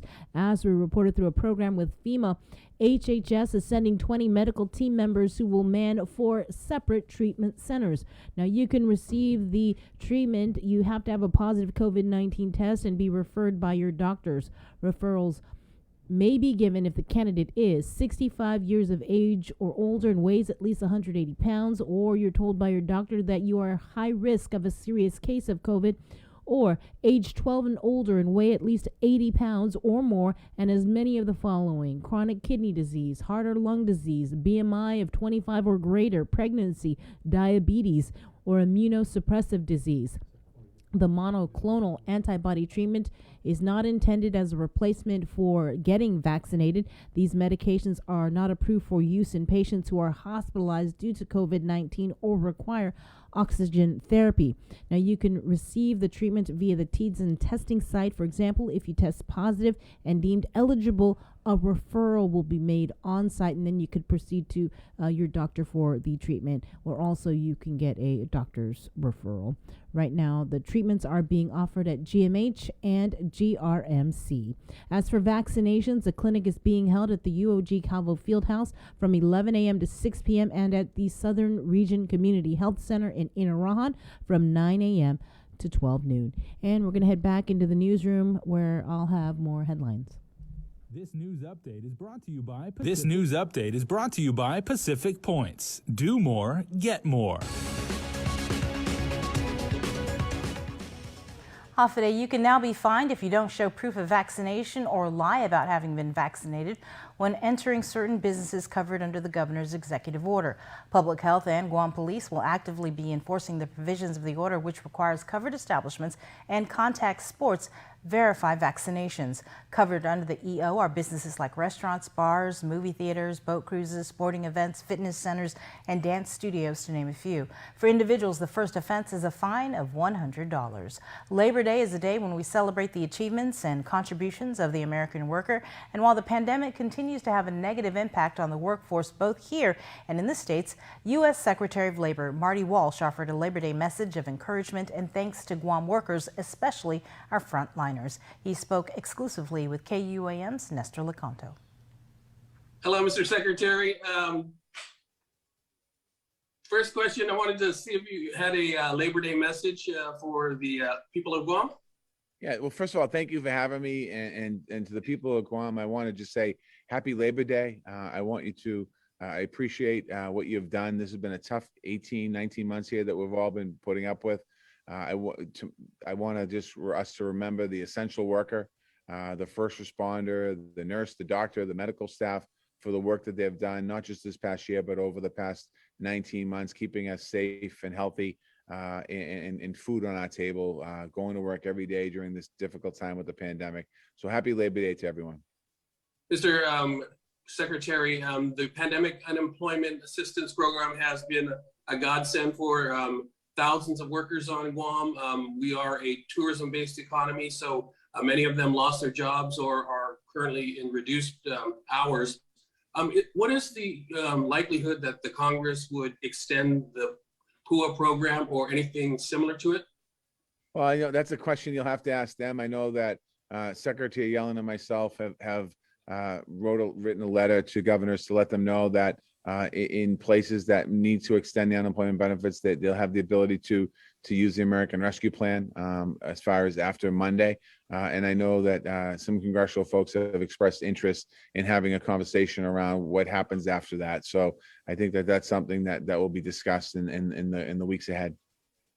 Going forward, what is your recommendation to state and territorial labor agencies as far as programs to help workers get back to work, or maybe make the shift towards those jobs that might be open? Well, certainly the Department of Labor, we're focused on that. We have money in the budget for displaced workers, relocation of workers, and we're working right now across this country with the territories and with the states on crafting programs and moving forward. We also have the infrastructure bill that the president filed, both the bipartisan infrastructure bill for physical infrastructure and also the CARES economy infrastructure bill, where there's also additional ability for job investments. So we're working on those as well. So I would suggest to anyone that's watching today, if you have not made a contact with the Department of Labor, you should contact our ETS so we can have conversations about programs that might need to be crafted towards Guam. What do you think will be the biggest challenge going forward? I think the biggest challenge right now really is the pandemic and getting those numbers down, the Delta variant, and worrying about other potential variants that happen. I think that we saw great growth here in the country. In the last 3 months, we've averaged 700,000 jobs. Last month, we did over 1 million. Really keeping our economy moving forward and keeping the investment. I think those are the biggest challenges that we have right in front of us, and keeping people safe and healthy and alive, quite honestly. And finally, sir, what do you think is the biggest impact to labor by the pandemic? The fear. I think fear of the American worker. I think that's why a lot of people still haven't returned to the workforce. Fear of their public health and fear. And that's why, the vaccine program that President Biden rolled out was so important, that when he did that, really to get 70% of Americans with at least one shot. Now we got to get everyone with the second shot, the ones that need 2 shots. If we can get into the 90% of America vaccinated, that will change our country, and we will be able to at some point have the pandemic behind us. U.S. Secretary Marty Walsh, U.S. Labor Secretary Marty Walsh, thank you so much for your time, sir.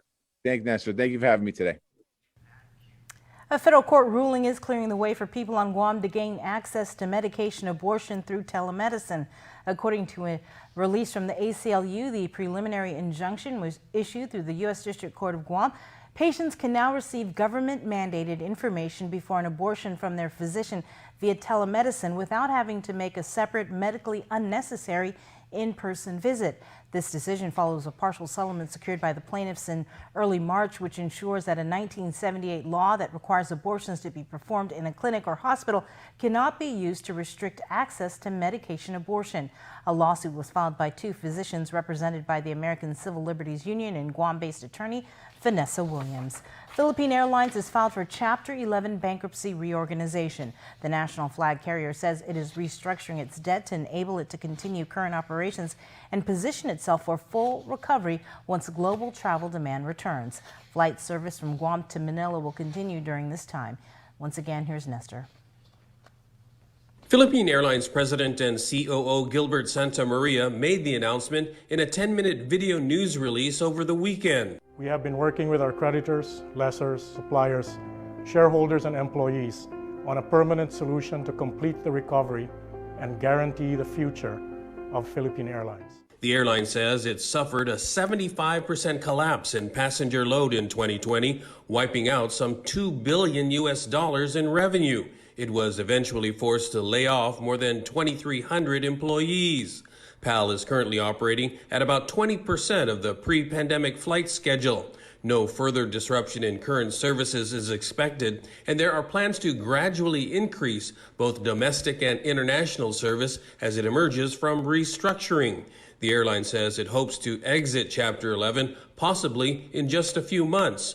Also appearing in the announcement was controlling stakeholder Dr. Lucio Tan and his grandson Lucio Tan III, who read a message from his grandfather. We will complete the recovery of Philippine Airlines. We firmly support the management and employees of PAL as they undergo the restructuring process.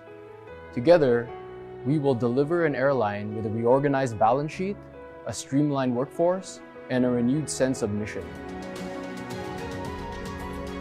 Now and long into the future.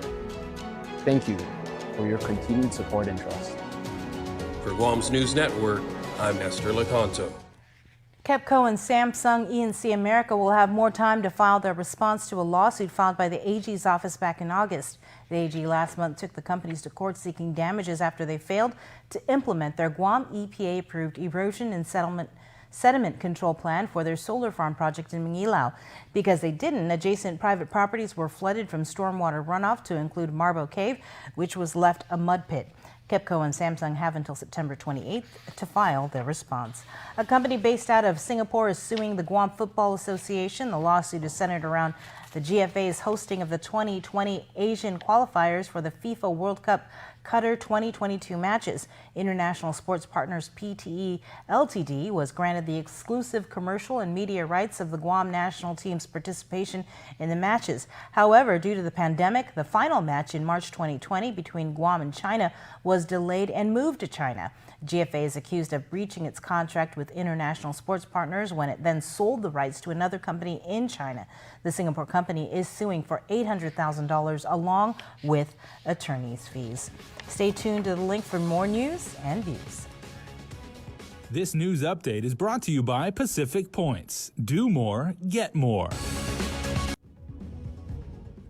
As of 12 p.m. Monday, September 6th, the Guam Department of Revenue and Taxation reports that it has received a total of 31,024 applications for the All Rise program, a majority of which were filed online. Now, if you are eligible, you can still submit an application. Although DRT has discontinued the drive-through drop-off service line, you can still drop off an application by walking inside and dropping it off and filing it at the income tax branch. That's from 7 a.m. to 5 p.m. Or again, you can go online at myguamtax.com. DRT is working to assess the total amount due for the All Rise applications received so far. However, that amount is dependent upon the processing of all manual applications. The governor has capped her All Rise program at $30 million, but if additional money is needed, she is committed to identifying more money. The U.S. recorded more than 4 million COVID-19 infections in August, the highest monthly total since the peak in January. And now, with summer coming to an end, there are concerns those numbers will rise even more as we go back to more indoor time, including kids back in school. Skylar Henry reports.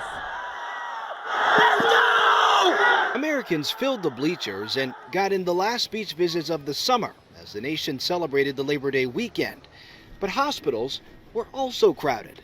And people are like, yeah, it's all open, it's all free, and it's devastating to me. The CDC says the U.S. is now averaging more than 150,000 new COVID cases a day. Health officials say it doesn't have to be this way. There are no vaccinated COVID critically ill patients in these units. Meanwhile, the Biden administration is preparing to begin booster shots for those who are already vaccinated. We were hoping that we would get both the candidates, both products, Moderna and Pfizer, rolled out by the week of the 20th. But now says the Moderna shot will likely not be approved in time. Administration officials say they won't rush the process to approve vaccines for children under 12, even as millions of kids will be returning to the classroom after Labor Day. We know certainly more children are getting infected, and therefore more are getting hospitalized. In Tucson, Arizona last week, a man was arrested for trespassing after he stormed into a principal's office, upset that his son was asked to wear a mask in quarantine following a close contact with someone who tested positive for COVID. Now the principal says she's since been sent threatening emails. Remember, Tucson is a small community and you have a target on your back for enforcing unlawful orders. While in Minnesota, a group of parents are suing the state, demanding the governor issue a mask mandate in all schools in order to keep kids safe. Skyler Henry, CBS News, the White House.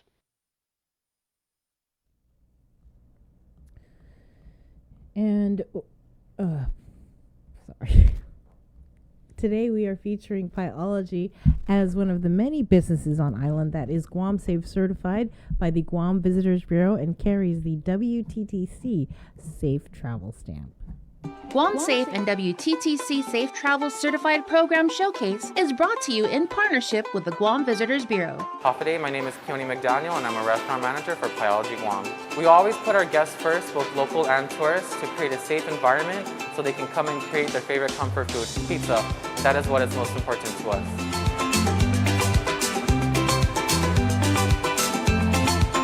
It is a testament to the hard work that we do to keep our restaurants clean day in and day out while providing quality ingredients for our guests.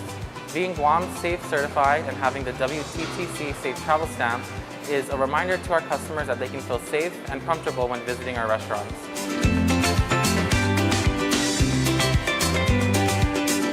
We are constantly following the ever-changing safety protocols that are being put in place. We sanitize our stations and our dining rooms constantly. We ensure our staff keeps themselves and the food safe by constantly washing our hands, by wearing our face masks, and doing our part to stay vaccinated.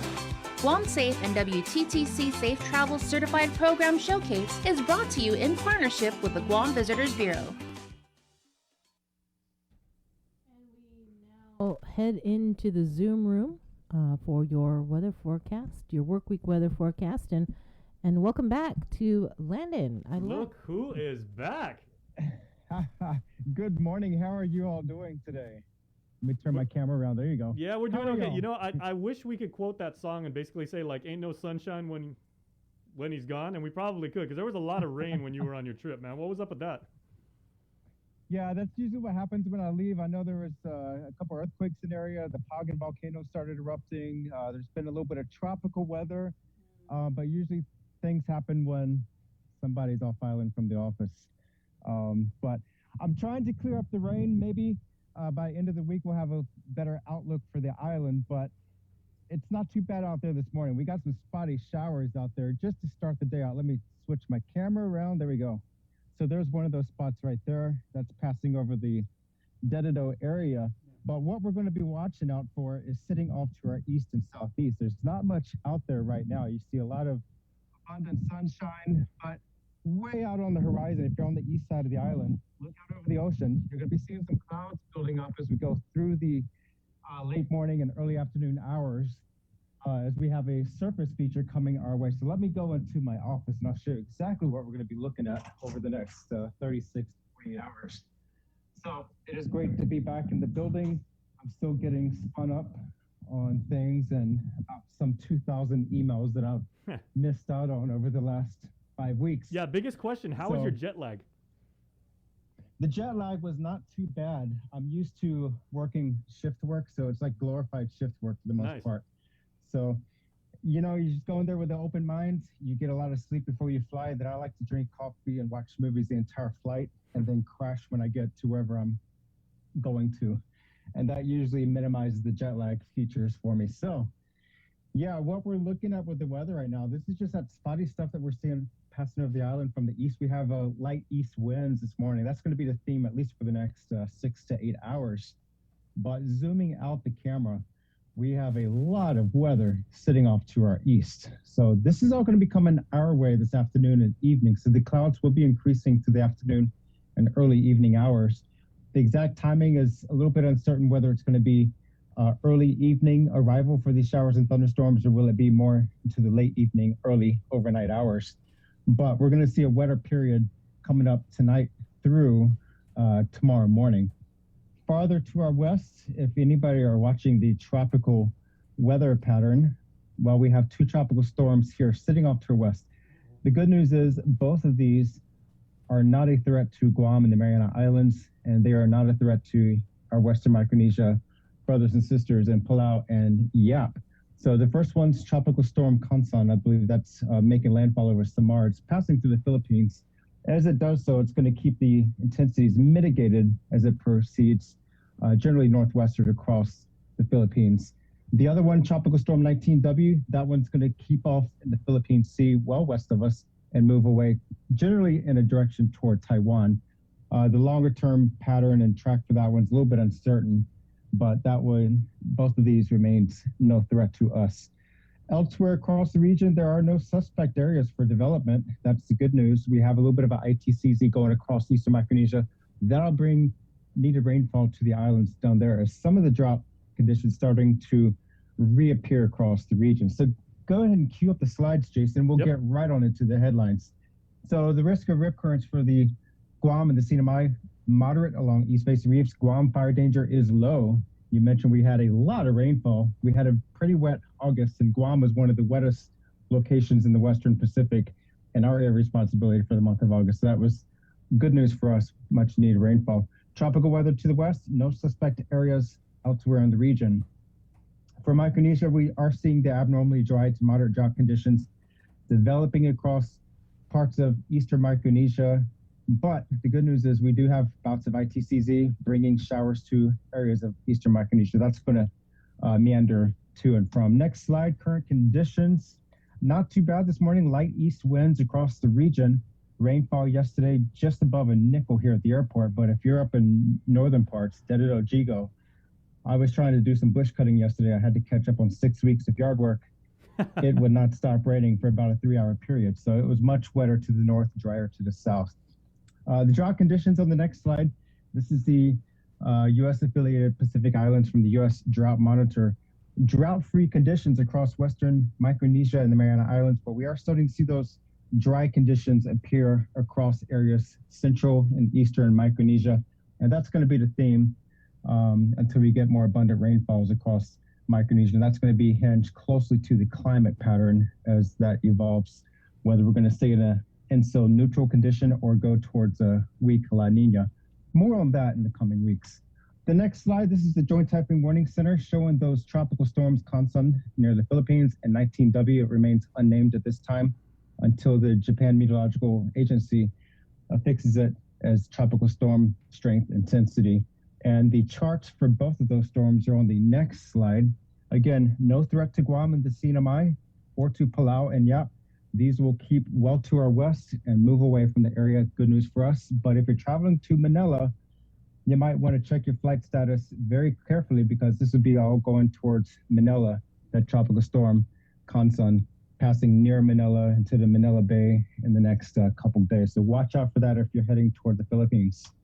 The next slide, this is our polar orbiting scatterometry showing that busy pattern. So you see Guam and the Sinamai in the middle. We have that area, I have that area circled near Chuuk. That's that surface trough that's coming up towards us. And what I've circled there, those are the stronger winds right there. So right now we have the east light winds today, but those winds will start to shift and turn toward the southeast and the south as we go into the evening and overnight hours. They could pick up dramatically overnight for a brief period of stronger gusty winds as this trough really pushes through, bringing showers and thunderstorms. Farther to our east, near Wake Island, we have an upper level low. That's that large blue sea. That's the upper level circulation or touch cell.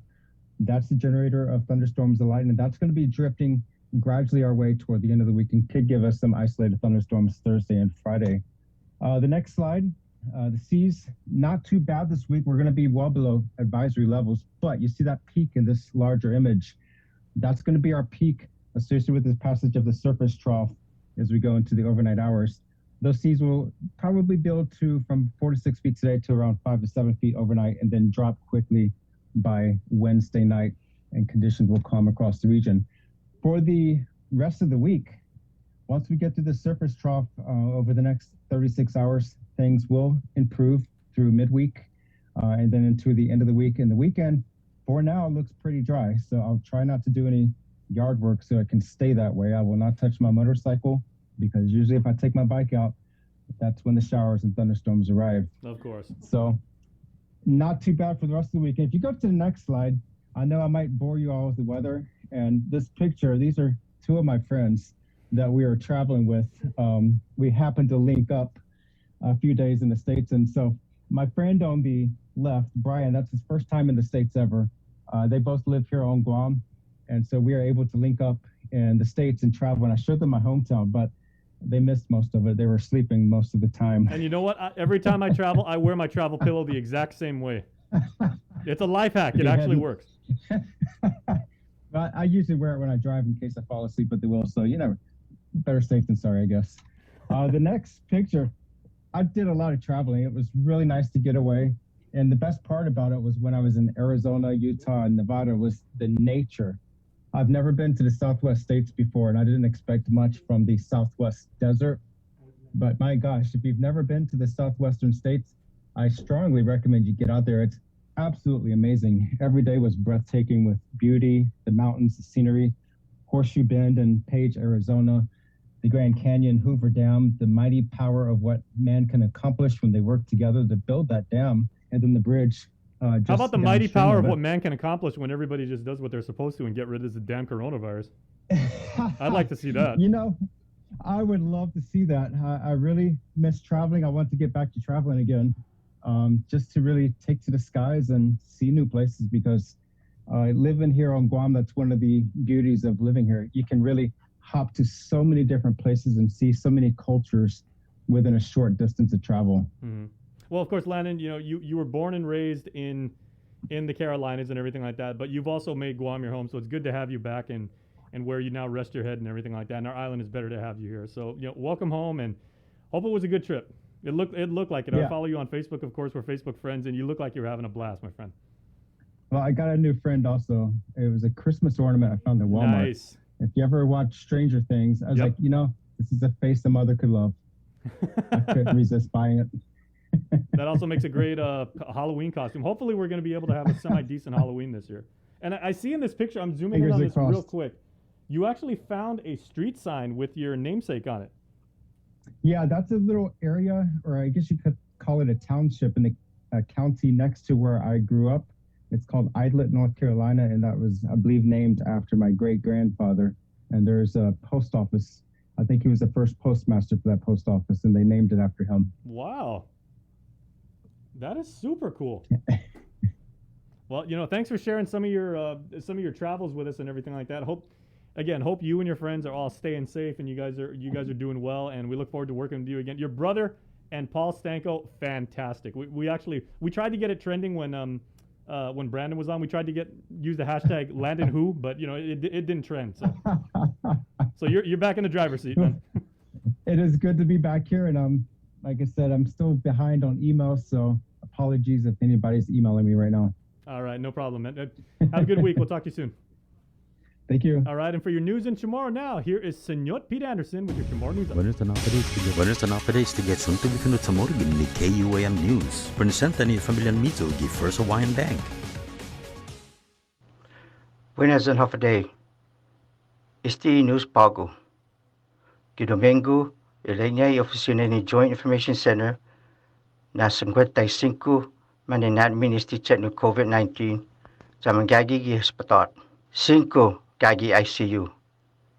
30 cuman madudulog trabaho ni amot. Masangan ni Public Health na 93 nebu na kausan no COVID 55-1. Kahulo imafananan Carsko 46-8. Talo na news, gimapos na business at the CBE Department to i-revenue tax 29,699 na aplikasyon para i-O RISE Act. 22,824 matsogin online, that 6,875 matsogin manually. Igubinota ibagahaga akap 30 million sa kaso mas talo de Setania, jagin maupos 30 million. Esta tunga mano na po fanhala ang sa kaso ni Setania para i-programa. Yasunto ifinut sa muro sa presenta sa ninafatto ni Familian Mizo gi First Hawaiian Bank. Say hello to the First Hawaiian Bank mobile app. Got a question about your finances? You've come to the right place. Bring all your accounts together, even those that aren't with us, and see the big picture, right down to the smallest detail. Unlock powerful tools like Insights and MoneyMap that help you save time and take control of your finances. When you connect accounts with the First Hawaiian Bank mobile app, it all starts with yes. This season of The Voice promises to be the best one yet, with singer Ariana Grande joining the star-studded coach lineup, including John Legend, Blake Shelton, and Kelly Clarkson. You happen to see how last season ended? I won. But that's why I'm here. To get you hyped up for the big premiere, KUAM Communications are giving you the chance to win $500 daily between September 13th to September 17th for showing us how much you love The Voice. All you have to do is listen to The Link on Breeze 93.9 FM or watch the live stream on Facebook Live, and when prompted, call in with your answer to The Voice Daily Trivia Challenge. And then on premiere day, September 21st, check out KUAM Digital for a special bonus question and another chance to win $500. Visit KUAM.com for official rules and regulations. Some restrictions apply. Do you feel like you're missing out on something? Make life more rewarding with Pacific Points.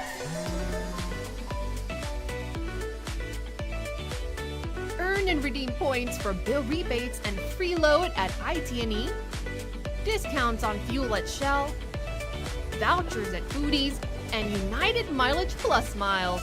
You can even pay with Pacific Points at IT&E, Shell, and Foodies. Pacific Points. Do more, get more. GU Self-Storage, conveniently located near the Harmon McDonald's, offers fully covered loading and unloading area with individual pin-coded gate and door access. Call us today at 648-7867 for more information. The relationship between Guam and Manila, Philippines is undeniable as we share similar cultural traditions, history, and heritage, with generations of Filipinos calling Guam home. KUAM presents a monthly look at the capital city featuring in-depth and engaging interviews on everything from medical tourism to new business and government leaders. Veteran newscaster Nestor Lecanto delivers Beyond Our Borders. This special program is brought to you by KFC and the Medical City, where patients are partners. This season, KUAM Communications is ready to go with more games, more championships, and more sports specials guaranteed to bring out the fan in you. Don't miss a minute of gameplay from NBC on KUAM TV8 or from CBS on KUAM TV 11. We're bringing you all the action and excitement brought to you locally by Michelob Ultra, the superior light beer, Mariana's Irrigation and Landscape, and Docomo Pacific.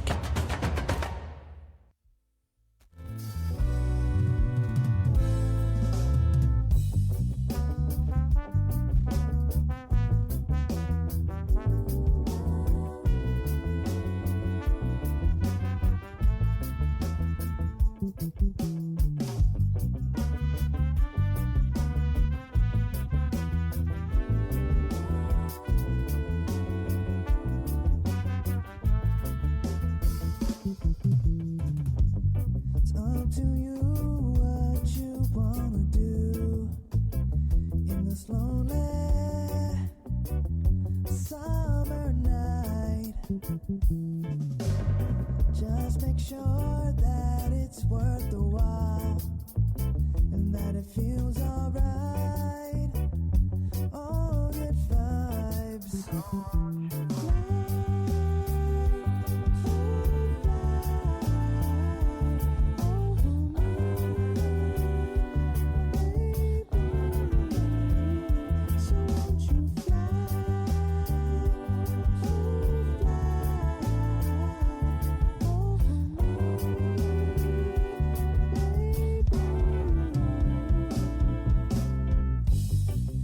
It's alright, everything will be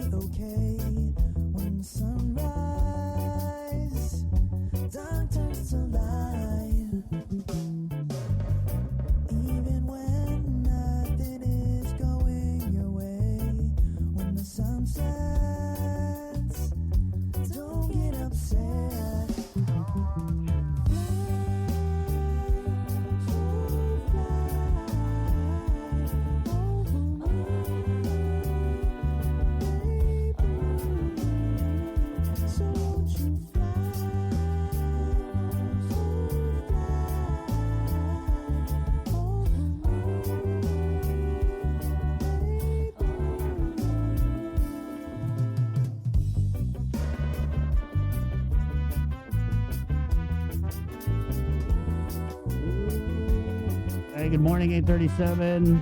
The Link, Pacific Point, Scavo Enterprises, ITN, and Jack in the Box. Morning. Therese Ariola, the director of the Guam Behavioral Health and Wellness Center, joins us in the KUAM News Zoom room. Good morning, Therese. Good morning, everyone. Hope everybody had a very restful and some people 3-day weekend. But as we know, there are a lot of people and a lot of things, agencies that are open 3 days, 24 hours a day, 7 days a week. Right. And I wish them a happy Labor Day sometime soon, at least some rest. And we'll just start there because we know the crisis hotline over the Guam Behavioral Health and Wellness Center has is up and running 24 hours a day. Therese, that's right. Can we talk about the traffic, the number of calls? Has it ramped up during the surge? Absolutely. And we're not surprised. There is a great correlation when positives go up, when deaths are announced. We have an uptake on the calls in the crisis center, and that's just a natural reaction. People become more worrisome, people become anxious, and so we did see a very big uptake in July. Our numbers were about 700. It's been averaging for the whole year, the past year, about between 600 and 700, which, as you know, pre-pandemic, which means pre-2020, our hotline was always available 24/7, but if we're lucky if we got a call a day, 30 calls a month. It's not that way anymore. It's the norm, and a part of the department, we're pleased because that means the number is getting out and people know more about the number. And then the numbers, the high numbers, of course, show that people are actually reaching out. So even though the numbers look high, there is a good indication that the stigma of receiving help and knowing where to get help is known by the community more and more. So that's the silver lining, if you will. The negative part is, of course, that people are needing to have to call for help, which means people are suffering, and people are concerned about the positives, which is normally greatly directed to the Delta variant. I went to the doctor a couple weeks ago right before the real big surge for a regular checkup. And my physician told me, Therese, be careful. This Delta variant is much more contagious. For whatever reason, it's just more contagious and be extra careful. So, being the person I am, I'm just like that. I carry literally the hand sanitizer, and there's Sabrina as we talk about it. It's automatic. I know someone like that. I do the same thing. I practically carry the bottle around. The minute I get out of the car, if I have to go to the grocery store or to anywhere where there's real public people, I am literally carrying my own hand sanitizer. I'm spraying my own cart down. It's better to err in the side of caution. I definitely don't, knock on wood, have been trying to keep healthy. The crisis hotline is available for everyone. Again, that's 647-8833.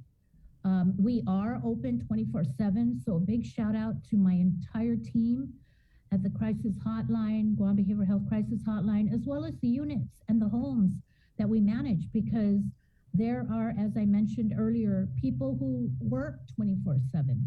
They did not have yesterday off like some of us did. And so I thought of them and everybody, having to go to an appointment yesterday. I passed by several fire stations. It's natural for me to look and to see if the fire trucks are there. And I passed by Barragata and Tamuning, and both of them were empty. So the first thing I thought of was they're out responding.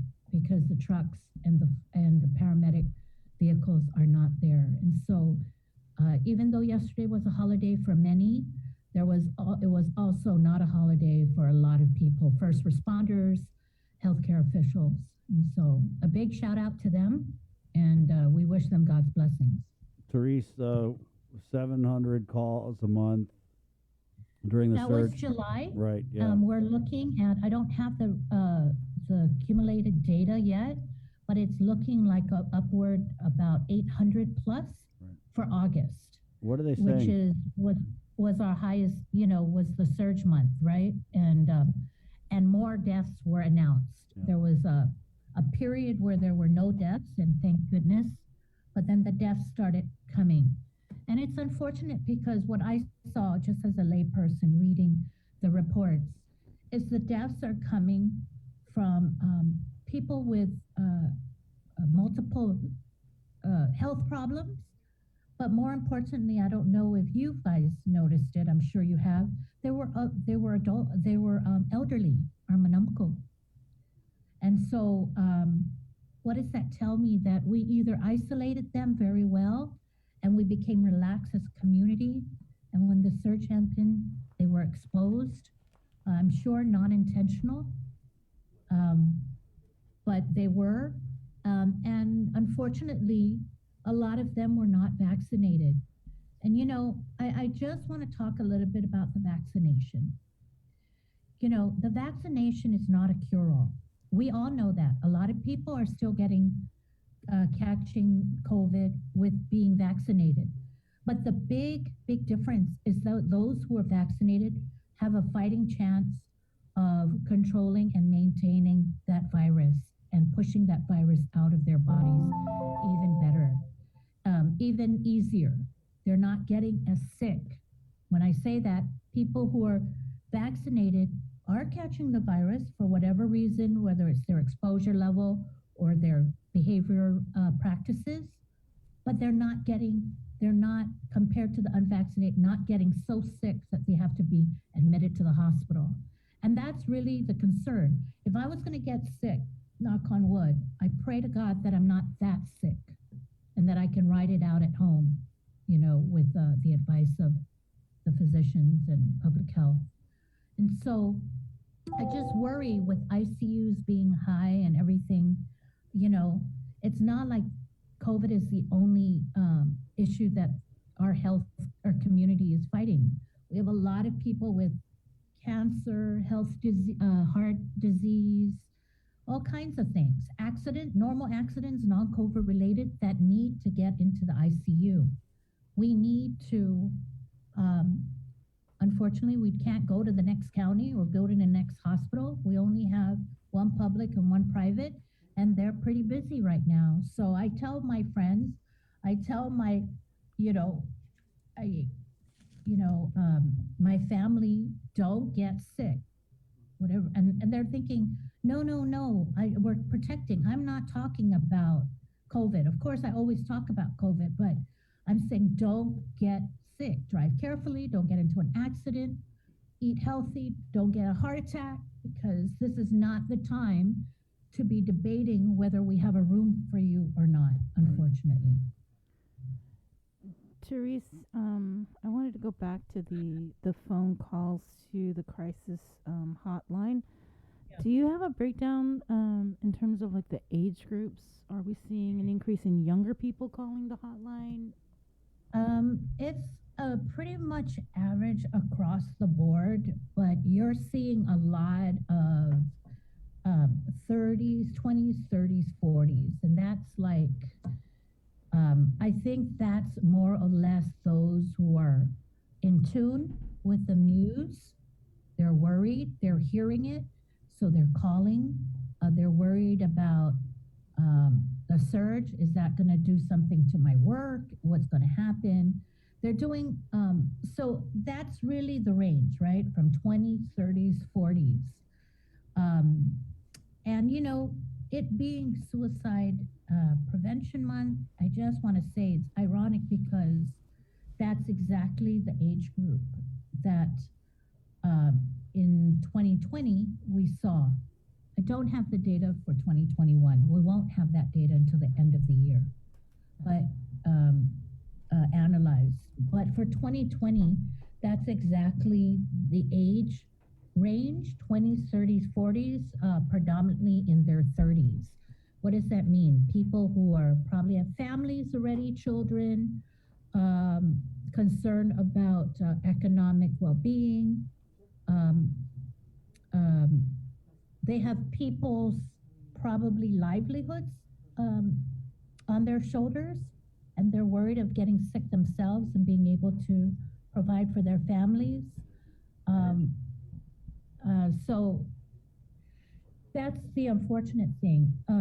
Recently, in January of this year, and I've mentioned this before, Guam Behavioral Health was able to apply, and we got granted and is recognized as a Suicide Lifeline partner in the United States. So besides the 647-8833 Guam Behavioral Health crisis hotline, many people know the 1-800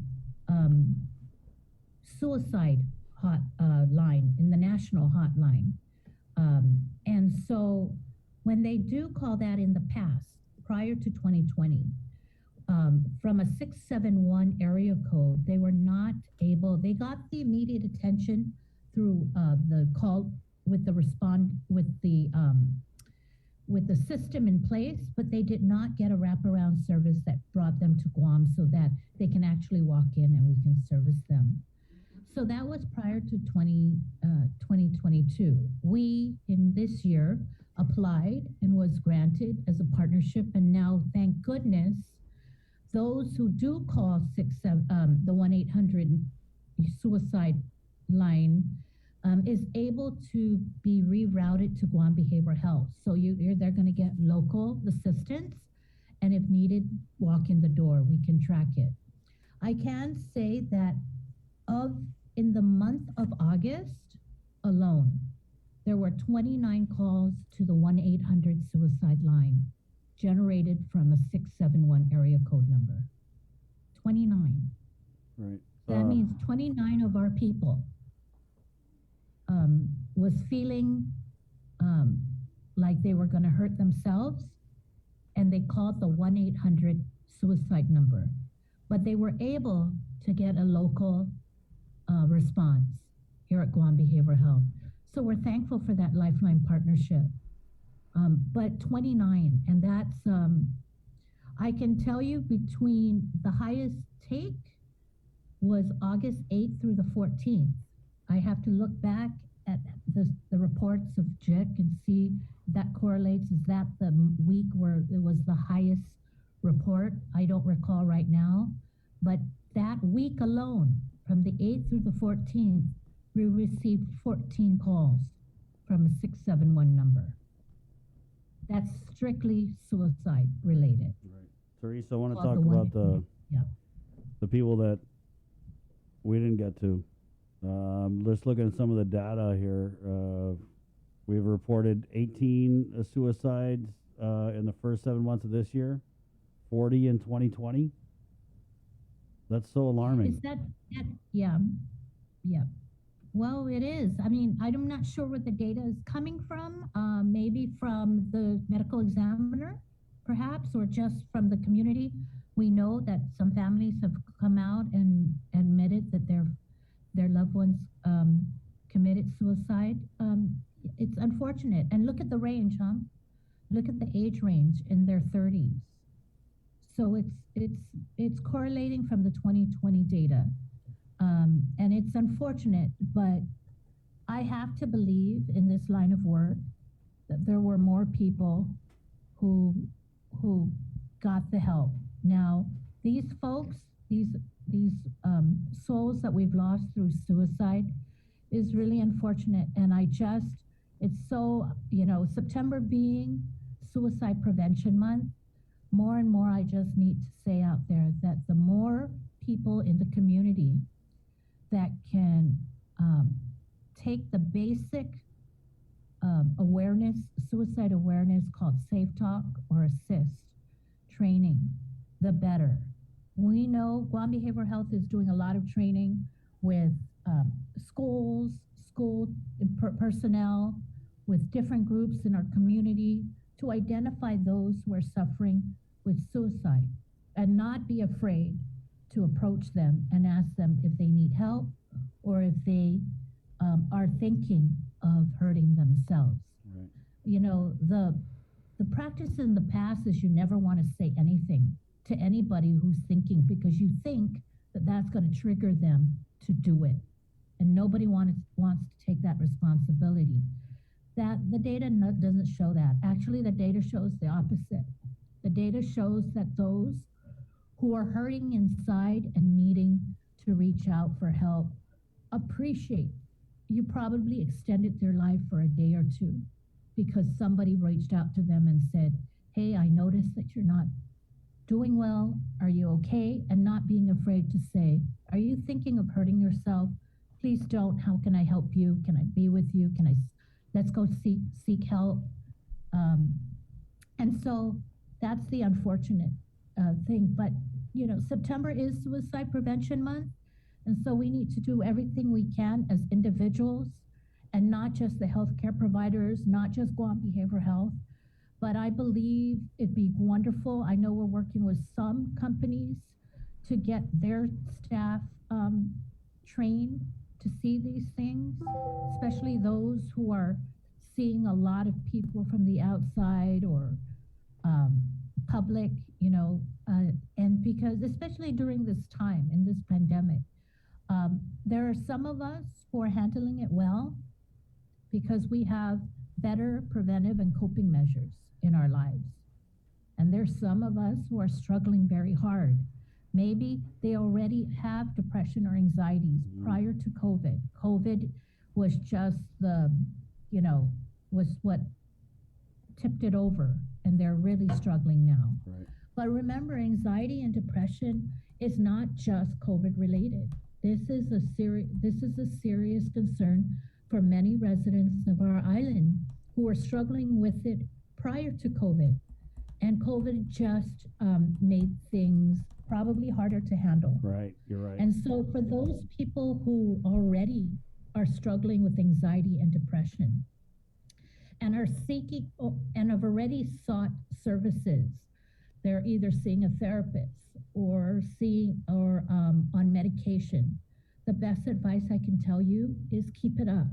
Keep up the good work. Continue to see your counselor, your provider, your service provider, your doctor, and continue to take your medication. This is not the time to give up on all those levels of services that you receive today. And for those who haven't received services, please reach out to us. Guam Behavioral Health is here to help you. That's what the crisis hotline is for. You're not alone. Again, you're not alone.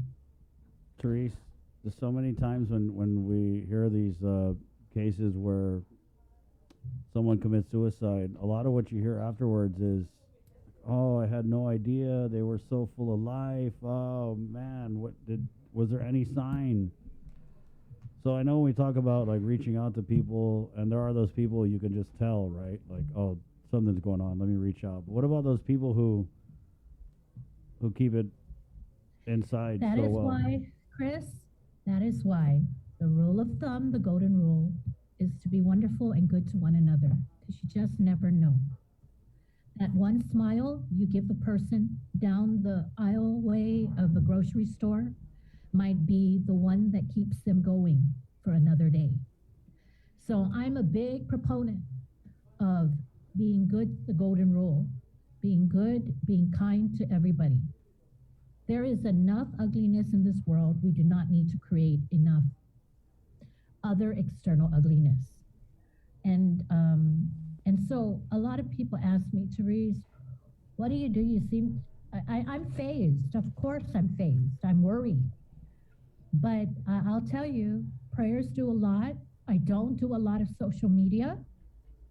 I'm sorry, I just don't. It's part of, I listen to the news and I look at the headlines because I have to, but I really, really censor my news. As human beings, we can get caught up on all the negative, and there's enough negative in the world. We do not have to, I don't need to read everything. And so my advice to a lot of people is censor and monitor and limit your exposure on the social media. A lot of people are, it's interesting because Facebook and things like that have become people's public diary. As a kid, you had a diary, right? You put your thoughts in a book. But Facebook and whatever, all the other social media has become what I call people's public diaries. What I ate today, pictures of what I ate, who I did it with, who I went somewhere with, and, thoughts, right? Random thoughts that they're thinking are putting out there. And I just, the random thoughts that are put out there, if you're hurting, I'd rather have you reach out to somebody like on the crisis hotline and really somebody who can help, rather than just putting it out there and having all kinds of comments that may or may not help you. And so if somebody needs to talk, if somebody is struggling, whether they have a bubbly personality, like you mentioned, Chris, a lot of the news today, we saw individuals who have passed because of suicide, who people never thought they were struggling. Right. So what does that tell you? You can't judge a book by its cover, right? And so again, back to the golden rule, being kind to everybody. I'm a true believer. If you don't have anything nice to say, don't say anything. Don't say anything. Because there's enough pain and ugliness in the world. This pandemic is enough. I don't need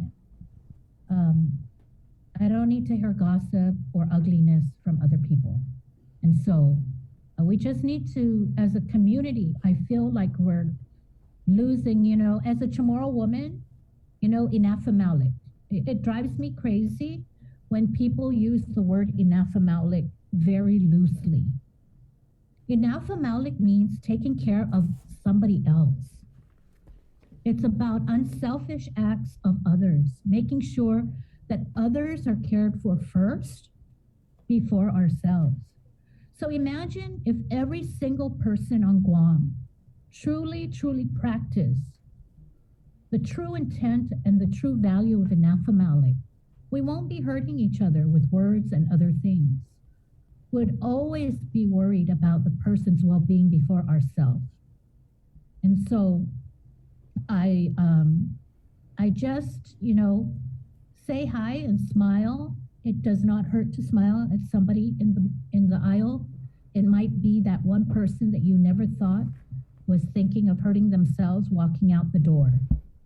And that smile alone probably was that person's only smile that day.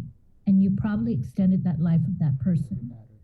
So I don't want to be so gloomy. Yeah. I think life is beautiful, but there are people who are struggling out Correct. There that need everybody's kindness. Teresa, I wanted to ask, we hear from Lillian about, the increase in hospitalizations, and they're at a point where they need to request for assistance from DOD, kind of like what happened last year. And so I'm just kind of curious on your end, since you are seeing an increase in people calling the crisis hotline. You said 800 plus just last month alone.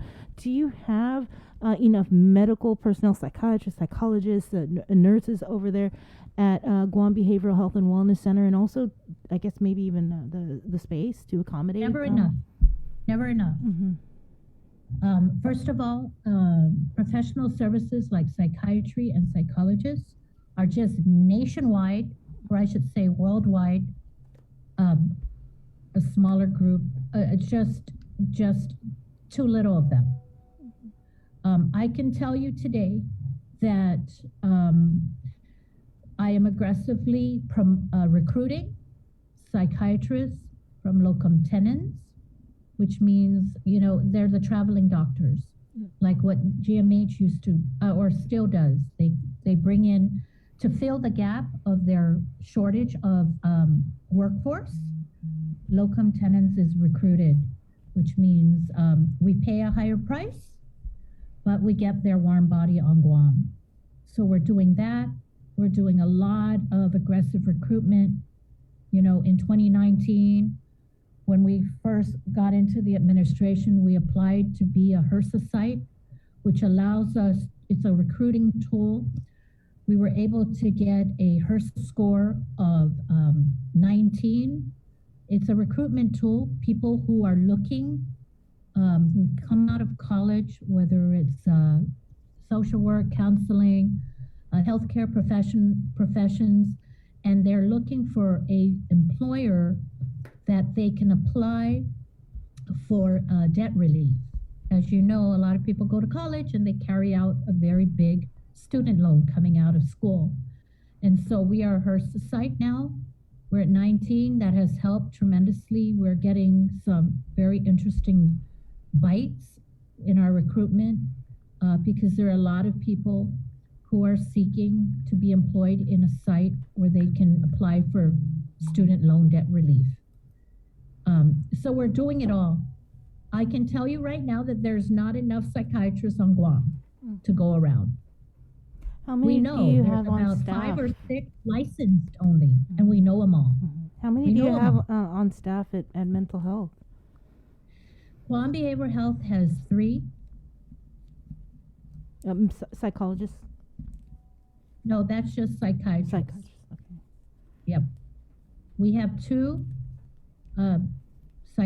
psychologists, but we're recruiting aggressively for both of them. Counselors is always needed. Mental health counselors, just counselors in general.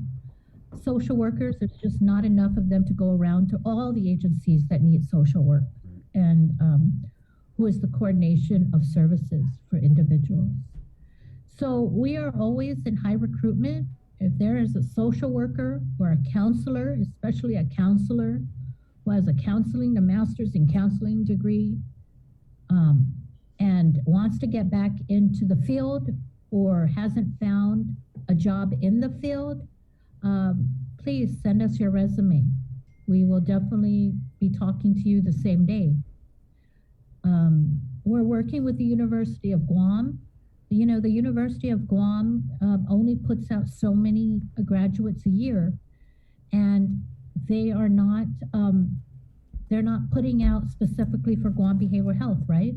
So all these counselors can go other places, can go private practice, then can go to private clinics, as well as social workers. They're not just putting out social work degreed graduates for Guam Behavioral Health. There's social workers that are needed for public health and GMH and other places, other agencies and departments in Guam. So we're all fighting for those graduates, right? And there's just not enough. I can tell you that there's some graduates that don't get into the field probably because they needed to make money, and so they got into the first job that they could to make a living, right? To pay their living wage, their lives.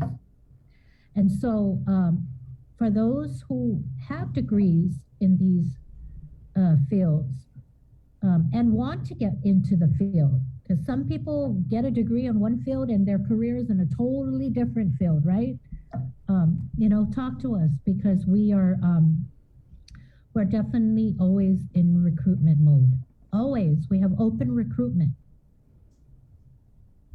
Well, thank you, Therese, for coming On an uptake, if I could just, you know, we have, September is not just Suicide Prevention Month, it's also Recovery Month. Yes. Addiction Recovery Month, right? So two big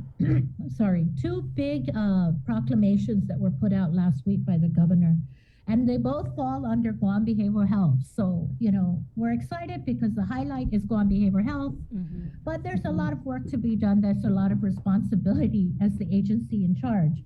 And so I just want to promote 2 things.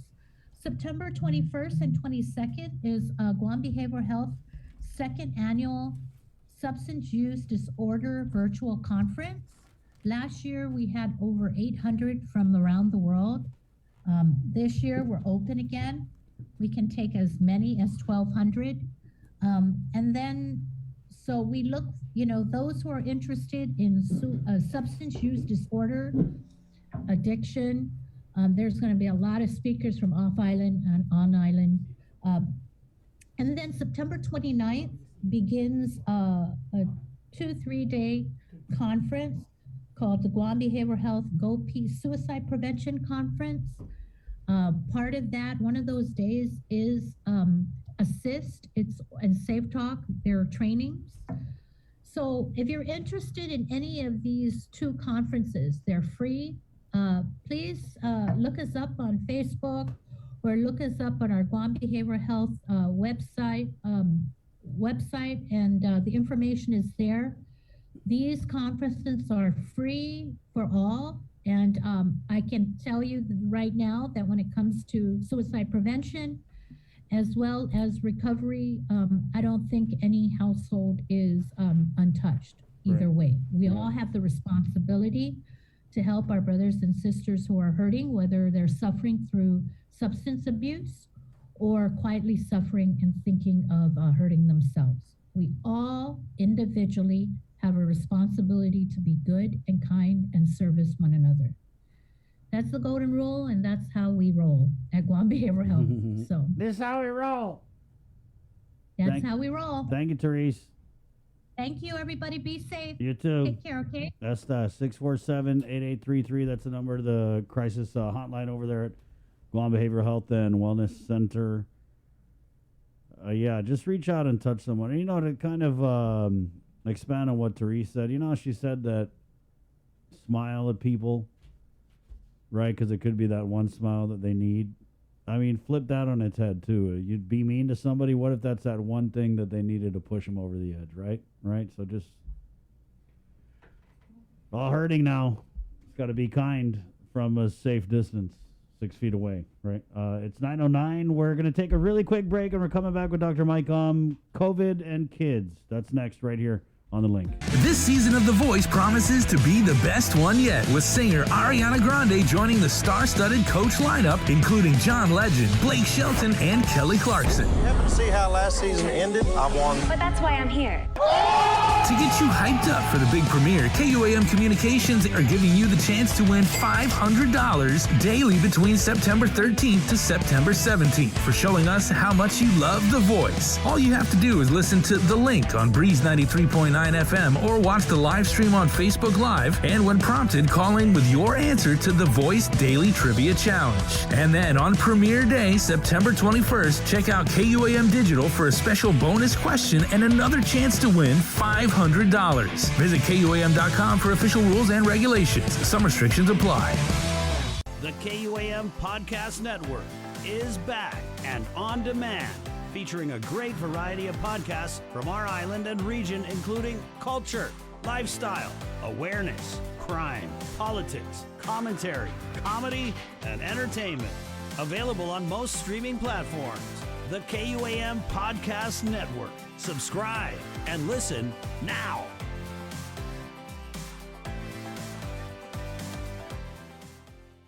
Say hello to the First Hawaiian Bank mobile app, where you get smart insights into your finances so you can make smart decisions with your money. With a daily personalized feed, you can compare your monthly income to spending. That's better. Discover where your money is actually going. You might be surprised. See what's essential and what isn't. The more you use the app, the smarter it gets. With insights from the First Hawaiian Bank mobile app, it all starts with yes.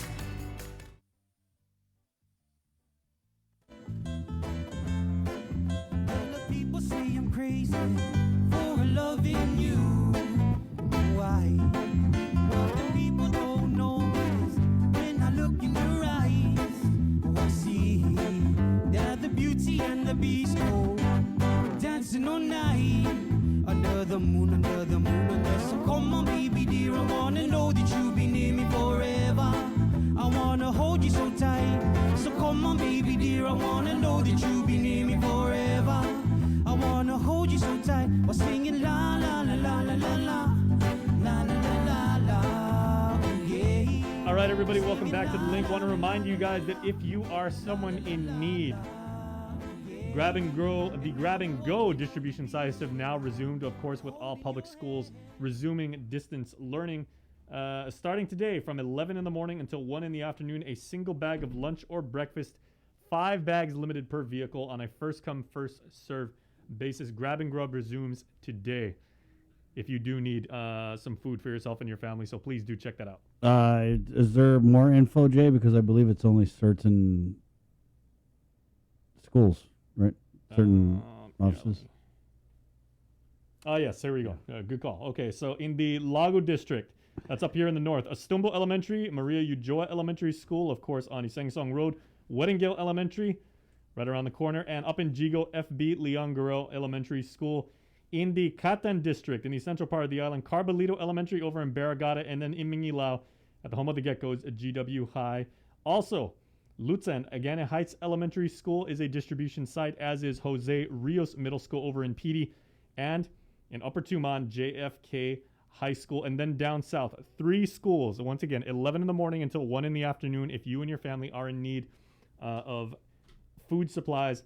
Hadza District, Inarahan Elementary School, MU Lujan Elementary School in Jonya, or down in Santa Rita Sumay, as we're now. Santa Rita Sumay, Southern. You got to roll the R, bro. Santa Rita Sumay, and you have to say Sumay too. Yeah, you do. Santa Rita Sumay. Okay, so there you go. And it doesn't even have to be. I mean, I know you guys are hungry, but because we're doing the online learning, GDOE still has to give out the meals that they feed the kids in school. So. That's what that's about. I wanted to read this comment before we get in with Dr. Finia Kachita comments in.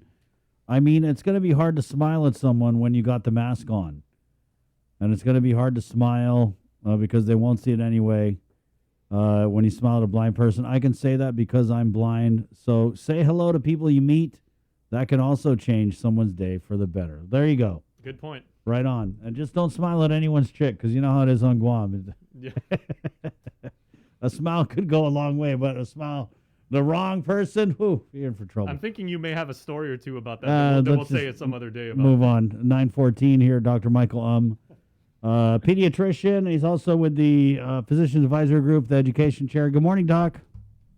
Hey, morning, guys. Thanks for having me on. Always. We wanted to bring you on because we have heard just over the last couple weeks some really concerning pieces of info, and I don't know what you're seeing at the clinic level, but we heard from Margarita Gay, public health nurse, just about a lot of sick kids cycling through to be tested up at the TGen testing site, and they're turning positive. We also hear from Lillian that there's sick kids who are cycling through the ER, testing positive and then being released to home care. And then we've also heard about a couple of pediatric admissions. And so obviously with the conversation in the States with the Delta variant and, I mean, almost all of the school kids 12 and under, well, yeah, all of them being unvaccinated, it's kind of creating this like perfect storm of worry for a lot of the grown-ups in our community. So I guess we'll just start there, Doc. Like, what can parents do to keep their kids safe from the virus?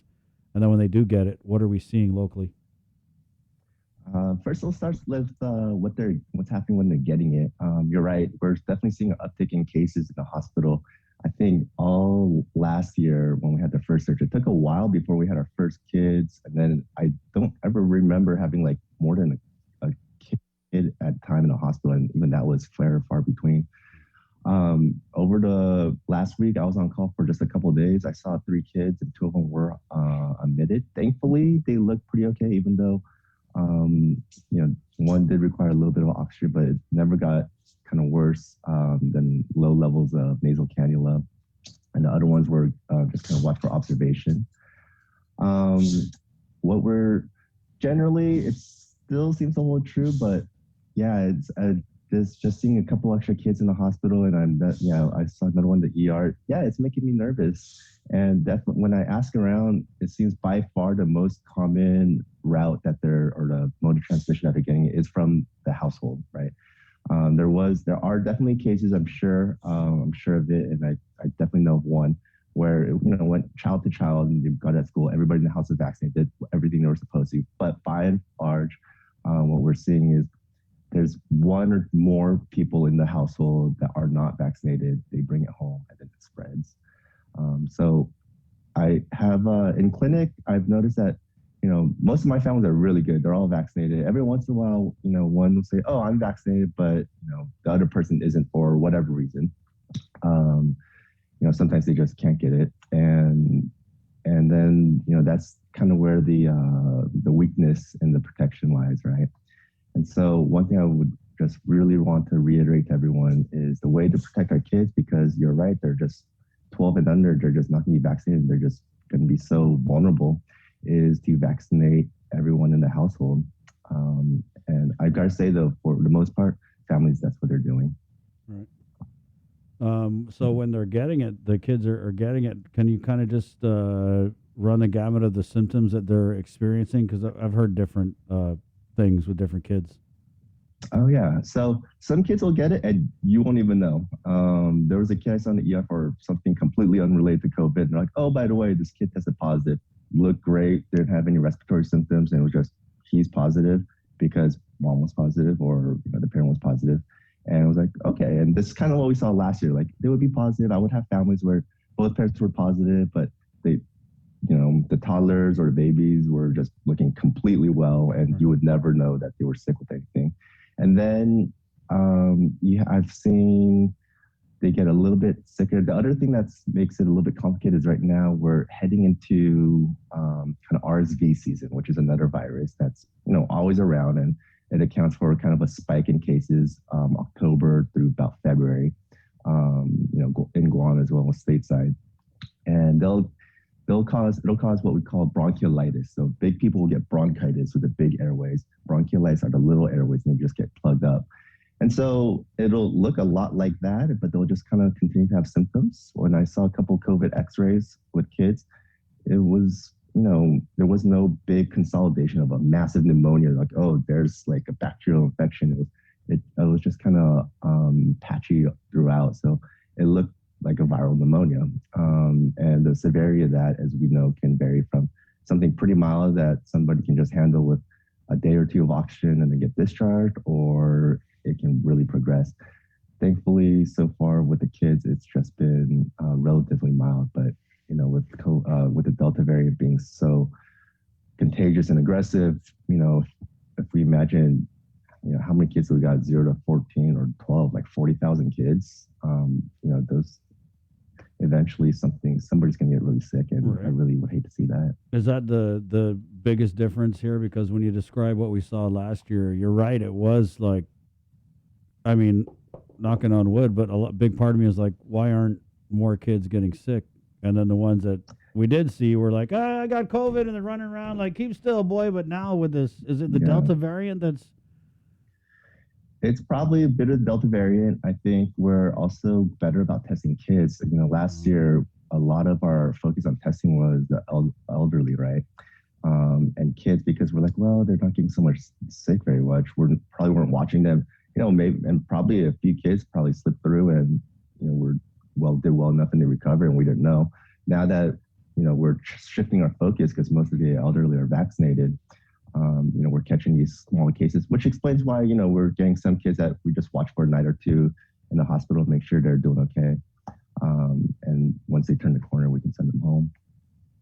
And let's talk about parents who do get kids who end up testing positive. What can they expect, and at what point? Because just again, we're hearing from the hospital people that parents are bringing their kids in. At what point do they bring the kids in?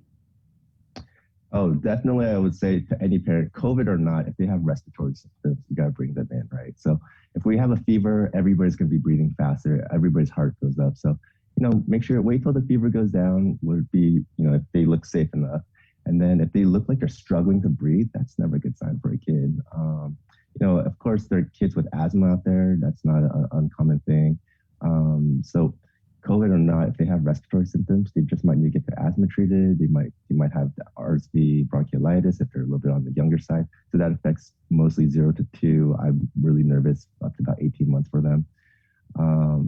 But especially if they've gotten sick for a little bit, typically days 3 or 4 are going to be the worst with any viral illness.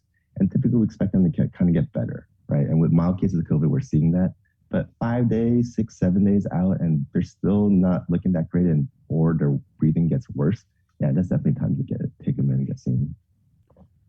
Do you recommend that parents have the pulse oximeter in the house, or I mean, is that something that you would do with the kids, or is that more for grown-ups? It's useful. The caveat to that is, just for a little context, little tiny babies, they have this thing where they have apnea sometimes. It means they just kind of stop breathing for a little bit, but it's not really apnea until it's about 20 seconds, which is a long time to stop not breathing. Yeah. And there was a study a long time ago. They were like, oh, maybe we should send parents home with a pulse ox.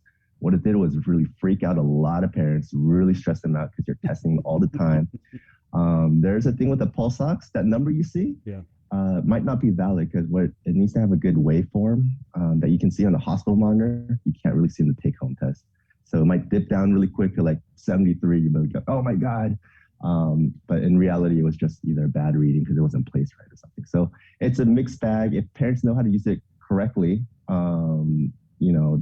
I would say, yeah, it can be a helpful tool, but I could really see it alarming a lot of people unnecessarily. So right, as a blanket statement, I probably wouldn't say you should go get one. You're right, though, because I don't know, as a parent, especially when they're young, you listen, you're doing stuff, you're listening to the baby breathe when they sleep, and there are those little pauses, you're like, and then it catches up again, so okay.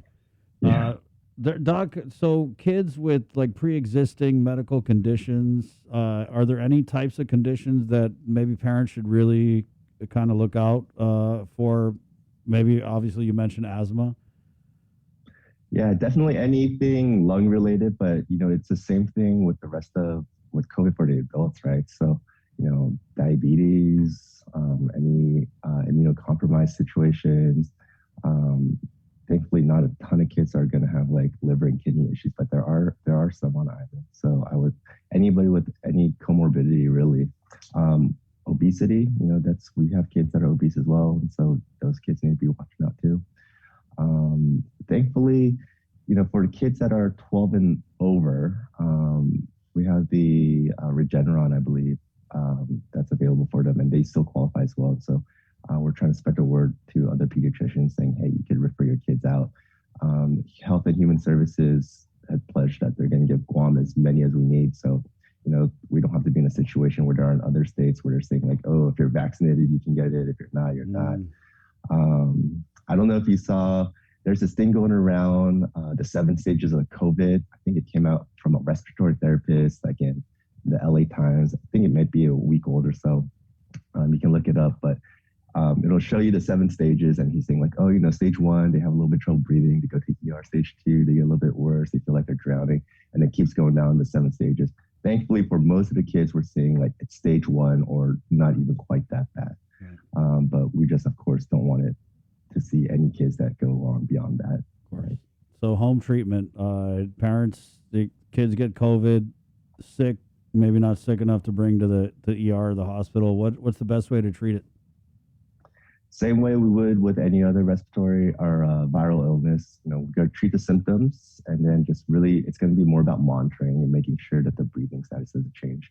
Because what I really would not want to do is have parents watch and be like, oh, it got a little bit worse, but maybe we'll wait and see if it gets better. Like, COVID is not one that we want to wait and get better.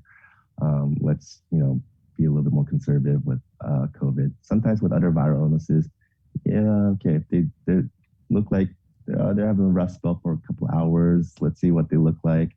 And, if it keeps getting worse, oh my God, of course take them in. But COVID, like once it gets worse, like there's really no need to wait, especially if you know that they're positive or have a strong reason to believe that they are. Right. Well, thank you, Dr. Very helpful conversation. Appreciate it. Okay, cool. Oh, I want to mention, I've been seeing, so of course I see pregnant moms come through too to my clinic, and I've noticed a lot of them haven't been vaccinated. The American College of OB-GYN and the Maternal Fetal Medicine Societies both recommend pregnant and lactating women to get vaccinated. Just, personal anecdote, my wife got her first shot before she knew she was pregnant. She definitely got her second shot after she knew she was pregnant. We have other doctor friends that are in the same position. They all got their shots. And I don't know if you maybe want to get OB-GYN on sometime, because just whenever I'm at the hospital, it seems like I always kind of see one or two pregnant moms that are like COVID positive, and some of them get really sick. And we've had some really severe cases last year that are honestly like really frightening. And being pregnant, you're immunocompromised. But maybe you can get an OB-GYN on to talk a little bit more about that. Yeah, we're trying to because we had heard kind of like conflicting information about the vaccine, because I just know a lot of pregnant women who are just not taking it, and it was at the advice of their OB-GYN. It might have been maybe earlier. Like I think last year there wasn't quite enough for them to say like, oh, it's up to people. But now if you look at those two medical societies, which are I think the biggest in the country, they're full on recommending the vaccine. Right. There was even something that was going around from Dr. Shea in some chats that talked about a correlation between like miscarriages and taking the vaccine, but when we ran that up to public health, they couldn't confirm it, so I didn't know what to do with the information. Yeah, and I think COVID itself can also cause miscarriages, so, yeah. But, all right. All right, then. Well, that's a big note to leave on, but yeah, I guess we're going to get an OB-GYN. Thank you, Doc. There you go, guys. See ya. All right, thanks, guys. Have a good day. All right, 9:28. Yeah, we're going to go to public health in just a bit. We got to take a quick break, though. We're going to pay the power bill with this commercial break real quick, guys. And we're back with more of The Link next. Brought to you by Pacific Points, Calvo Enterprises, IT&E, and Jack in the Box. Do you feel like you're missing out on something? Make life more rewarding with Pacific Points. Earn and redeem points for bill rebates and free load at IT&E, discounts on fuel at Shell, vouchers at Foodies, and United Mileage Plus miles. You can even pay with Pacific Points at IT&E, Shell, and Foodies. Pacific Points. Do more, get more. GU Self-Storage, conveniently located near the Harmon McDonald's, offers fully covered loading and unloading area with individual pin-coded gate and door access. Call us today at 648-7867 for more information. The relationship between Guam and Manila, Philippines is undeniable as we share similar cultural traditions, history, and heritage. With generations of Filipinos calling Guam home, KUAM presents a monthly look at the capital city featuring in-depth and engaging interviews on everything from medical tourism to new business and government leaders. Veteran newscaster Nestor Lecanto delivers Beyond Our Borders. This special program is brought to you by KFC and the Medical City, where patients are partners. KUAM's multi-platform morning show, The Link, just got a little more delicious with Feed Me Fridays. Chris, Sabrina, Jason, and the rest of the morning crew will take some time off each Friday to talk, taste, and tempt you with all the latest and greatest food and drinks on Guam. Old faves, new hits, and everything else we can put in our bellies. It's Feed Me Fridays on The Link, brought to you by King's Restaurants, Ruby Tuesday Guam, and Devondale. This season, KUAM Communications is ready to go with more games, more championships, and more sports specials guaranteed to bring out the fan in you. Don't miss a minute of gameplay from NBC on KUAM TV8 or from CBS on KUAM TV 11. We're bringing you all the action and excitement brought to you locally by Michelob Ultra, the superior light beer, Mariana's Irrigation and Landscape, and Docomo Pacific. KUAM TV has been on the air for 65 years. 65 years of growing, changing, and adapting to the needs of our local community. 65 years of making you smile, laugh, and cheer, and being there for you in times of tears and heartbreak, and learning to heal together. We've kept you on the edge of your seats, been a trusted source for you to turn to, weathered many storms together, and celebrated life's big moments. And now at 65, we celebrate all the firsts we brought you over the years and all the firsts that lie ahead as our world changes. KUAM TV, celebrating 65 years of firsts on Guam. We got your 6 at 6 a.m. with The Link on Breeze 93.9 FM. Bree and I connect you with all the latest news and information What are the you need to know to start your day. Then check back with Guam's news leader at 6 p.m. for the day's top headlines with KUAM News Primetime. From 6 a.m. to 6 p.m. and everything else in between with KUAM Digital, we got your 6.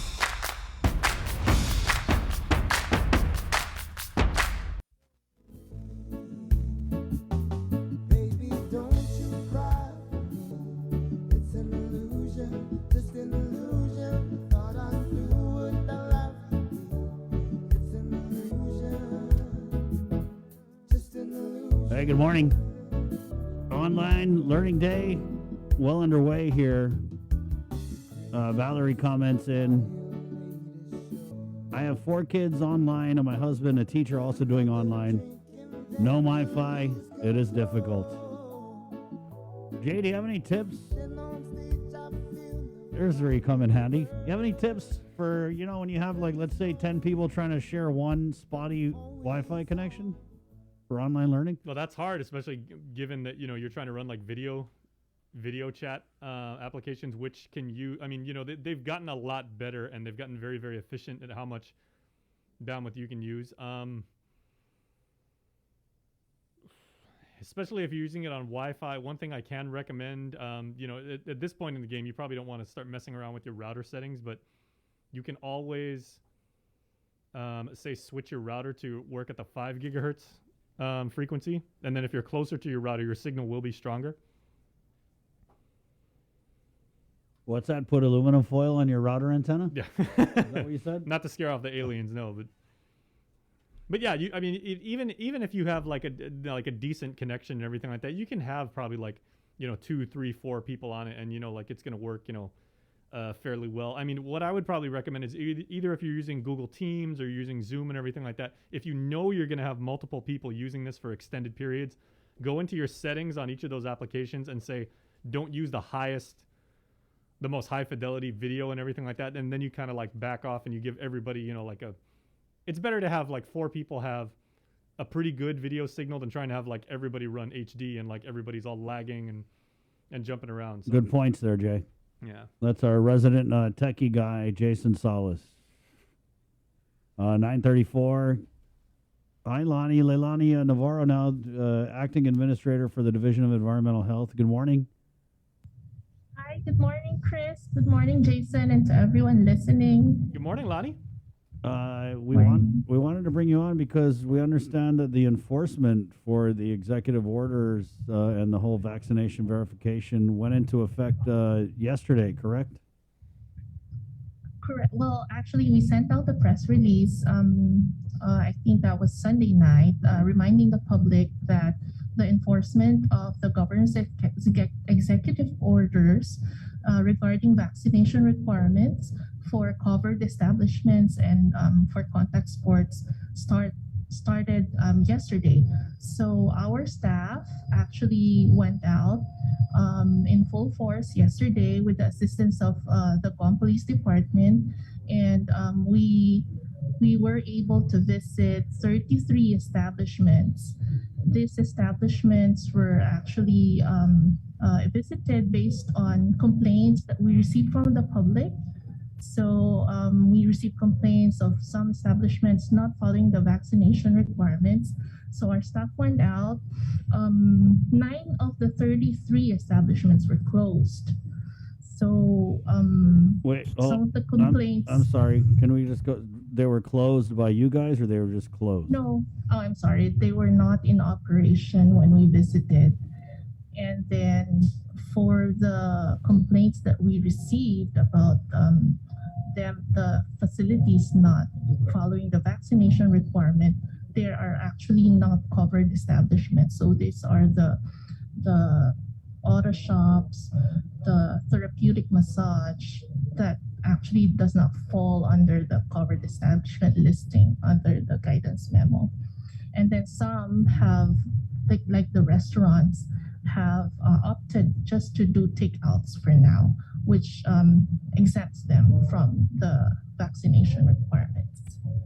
So you had eager members of the public who wanted to help, right, in enforcing this EO, but it turned out they were actually misinformed or maybe a little misguided? Maybe, yes. Maybe, or that during the time that they sent the complaint, the establishment was still doing dine-in. We don't know. But during the time of inspection, they were just doing takeouts. So that was 9 of the 33 were closed. So We're not in operation. We're not in yes. operation. So did you issue any tickets at all yesterday? Well, I'm glad to say that everyone that we visited were compliant. So they were following all the requirements based on DPHSS Guidance Memo 2021-21. So no citations were issued yesterday. But our officers will still be going out every day. Even we have inspectors on duty even Saturdays and Sundays.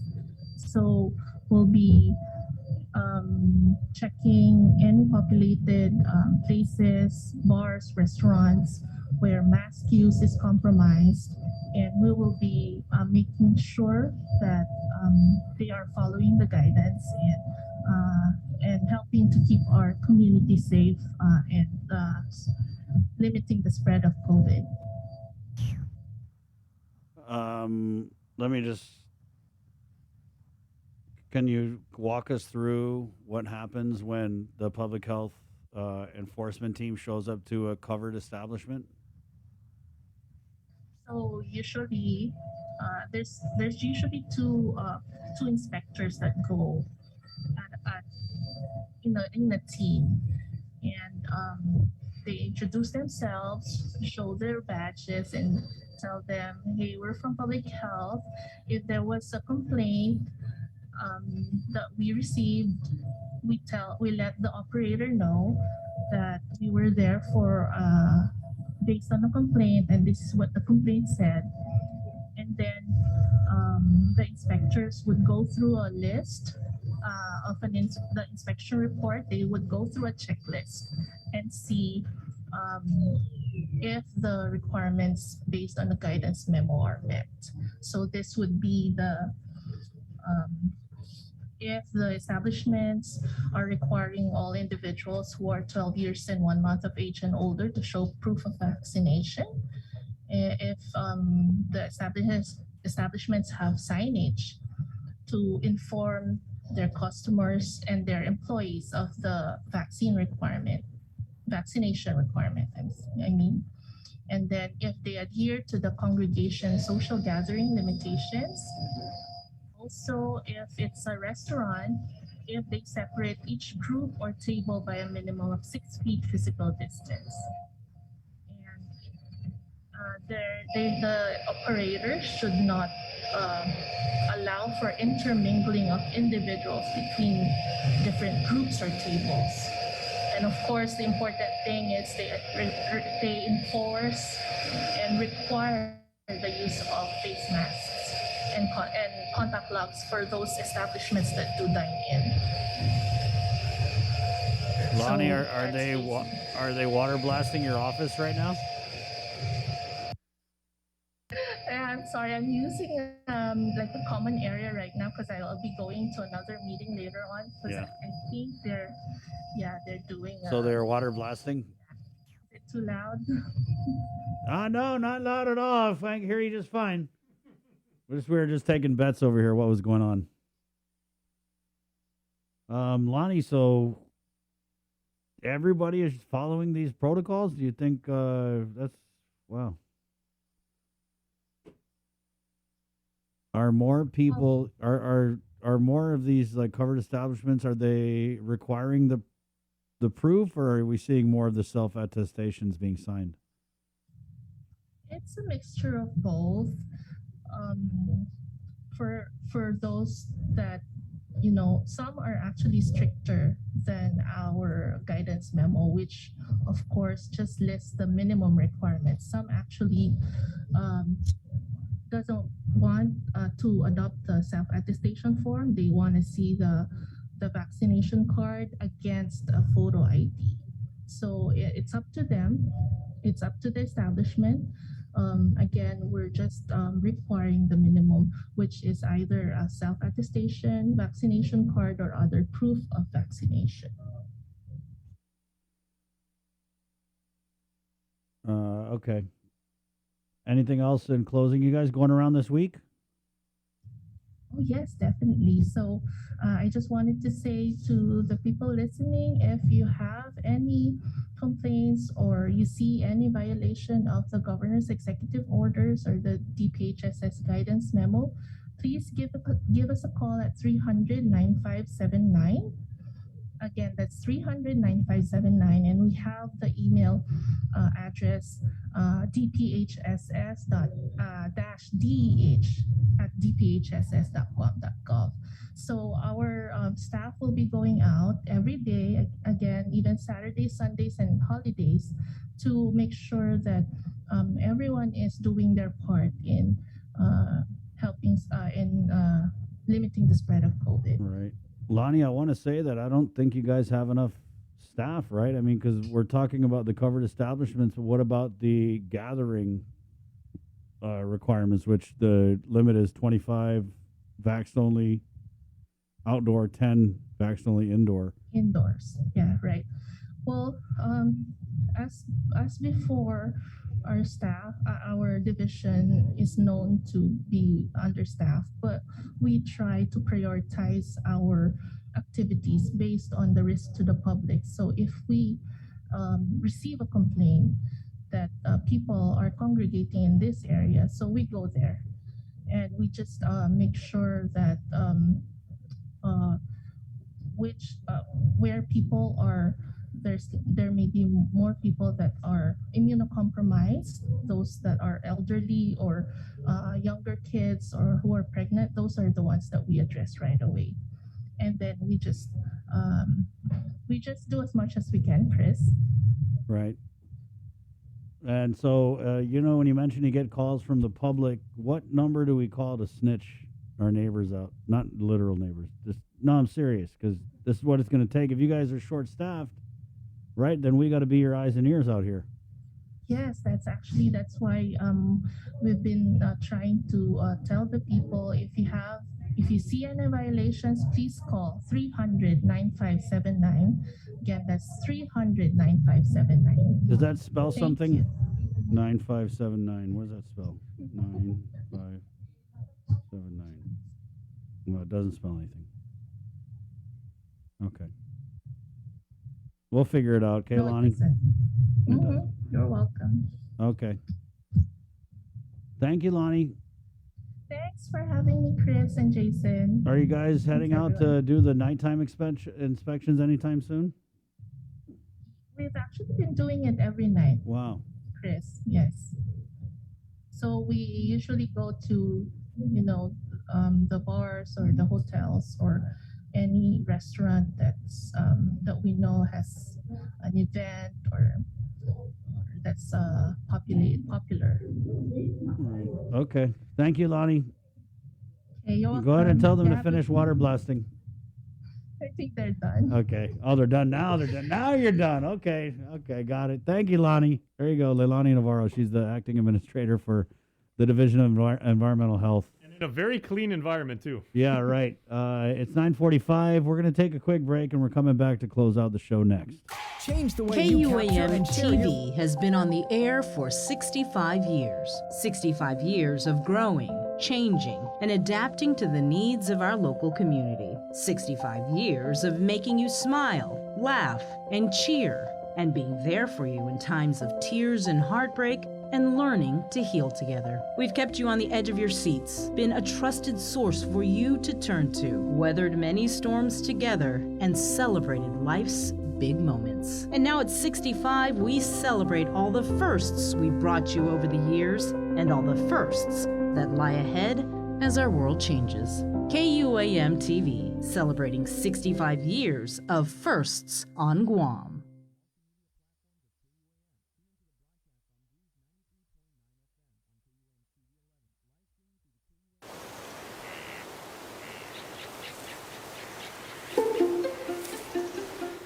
Guam was once home to over 12 native species of forest birds.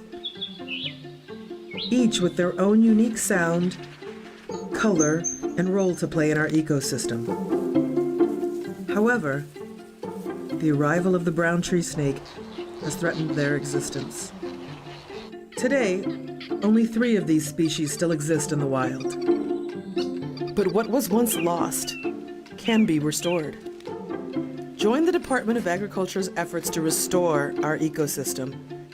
It is only through partnerships with various organizations and the community that we can give our native birds a future.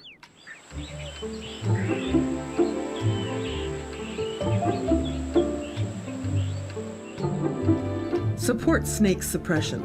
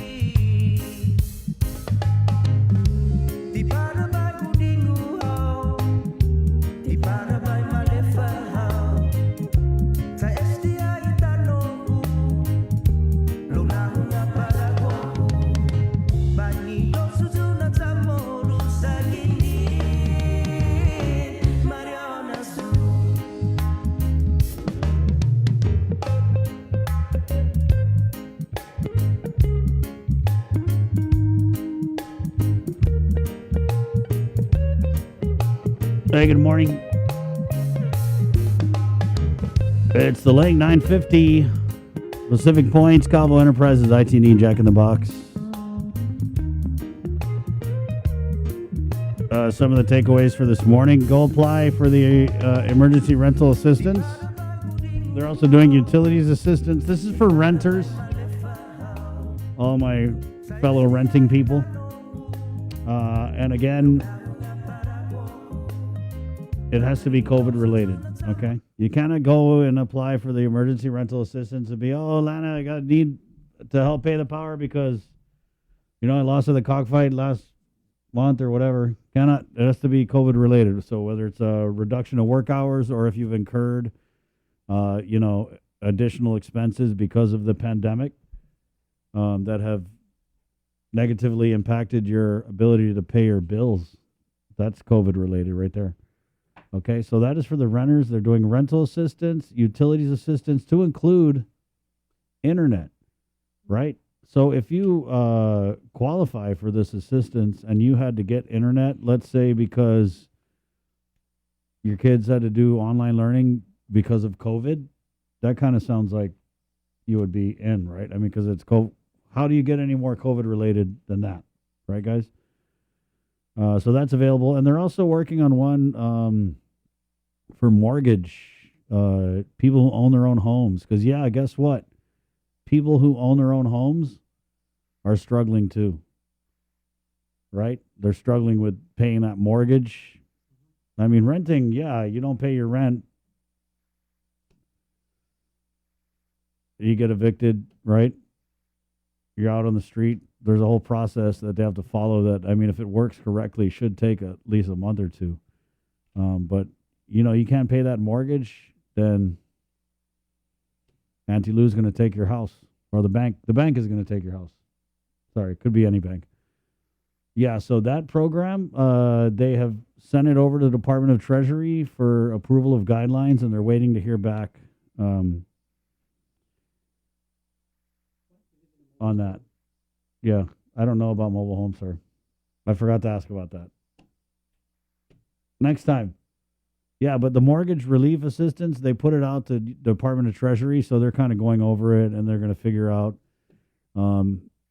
if it's going to fly, and then they'll launch that. But Bernie Guinness from DOA was saying that she anticipates that program being launched in a couple weeks. Jay, did you have something? No, I was going to say only because I do the real estate segment. It's like, if something goes wrong with the mortgage, even if it's not your fault, but you are just for whatever reason unable to make payment on your mortgage, and they take your house, that also does, your credit score could be affected. Obviously, your equity is affected and everything like that. I mean, I'm thinking about bringing this up with the Liz and Gina for our segment today, because obviously this is like the big thing when it comes to home ownership. But if you have mortgage payment troubles and everything like that, there are some long-term damages that may ensue. So like you could I'll be bring homeless. this up. That's probably the first damage, I would think. Yeah. I mean, aside from you actually losing your home and having nowhere to stay, obviously. Right. Yeah. And so we'll dig into this tonight on House to Home. We'll get to the bottom of this for you guys. Thanks for that, Jay. And then also just remember that the PUA has ended. The PUA has ended, guys. And what safety net is in place? Well, are they still doing the All Rise? They're still accepting applications. They're still accepting applications. Well, there's that. Over 31,000 applications have now been received to this point. Right. So I'm trying to get Daphne on. I asked her to come on this morning, but she said that maybe tomorrow would be better so they can have like a really good look at where they're at with the $30 million and all that stuff. But what safety net is in place for our people? I mean, we're talking about at its peak, 30,000 some people who were on this pandemic unemployment assistance, right? And then the numbers of the payouts for the PUA has been declining as more people, some of them did go back to work, right? But some of them also didn't want to have to go look for a job and do the job requirements, so they just got off the PUA. But now it's ending for real. So what safety net is in place for these workers? Because this is not something that just popped up last week. It's not like Friday we were like, oh my God, the PUA is ending. What are we going to do? I mean, we weren't like that. I don't know about your governor, because here we are. And we ain't got nothing. There's no plan. There's nothing that came out from ARP. They've got $600 million. Zero. Nothing that came out. They did have one program that was in place where they were going to subsidize the hiring of displaced workers to the private sector, and then they were going to pay these businesses something like 6 months of these employees' wages. But that has been shelved in favor for like a GITA, small business assistance. Right, but this is the moment, unfortunately, we've been waiting for. We've been talking about PUA ending for the whole year. Dave De La Sola has come on this show and constantly said PUA is ending. The governor, a couple press conferences back, she didn't even know when the PUA is ending. Remember that? She was like, when's it ending again? I don't know. Well, maybe she knows now. And what are we going to do for these workers? Because last time I checked, we weren't exactly drowning in tourists, right? Yeah, and I think Dave told Nestor the island's unemployment level, as per his latest report, I think now it's in double digits, so I think it's 11.4%, which is an improvement, but still, not great. But it's incrementally starting to get better. Yeah, and so we had There's still a lot of people that work. Yeah, and we had the nonprofits on Friday, and they're very worried, right? So they're doing things on their end. They're ramping up their food banks. They're trying to figure out how they can get assistance out to people who are going to need it. And then we have Rosemary commenting in here. Public health will be swarmed with food stamp assistance. Yes, they will. Harvey comments, what about child tax credit payments? Well, the latest from Daphne Shimizu is that they've sent it off, and they're waiting for approval. All right. And I know that right now the All Rise is on their plate, but she seems really determined to get these child tax credits out there and paid. Yeah, so it's kind of crazy to think of this whole conversation we just had about the PUA running out and the impact and what are we going to do for our people, right? I mean, that's a big issue, but even bigger than that, the numbers, the surge, the Delta variant, the Alpha variant. I mean, don't go thinking that we're out of this just because they only ran 36 tests yesterday, right?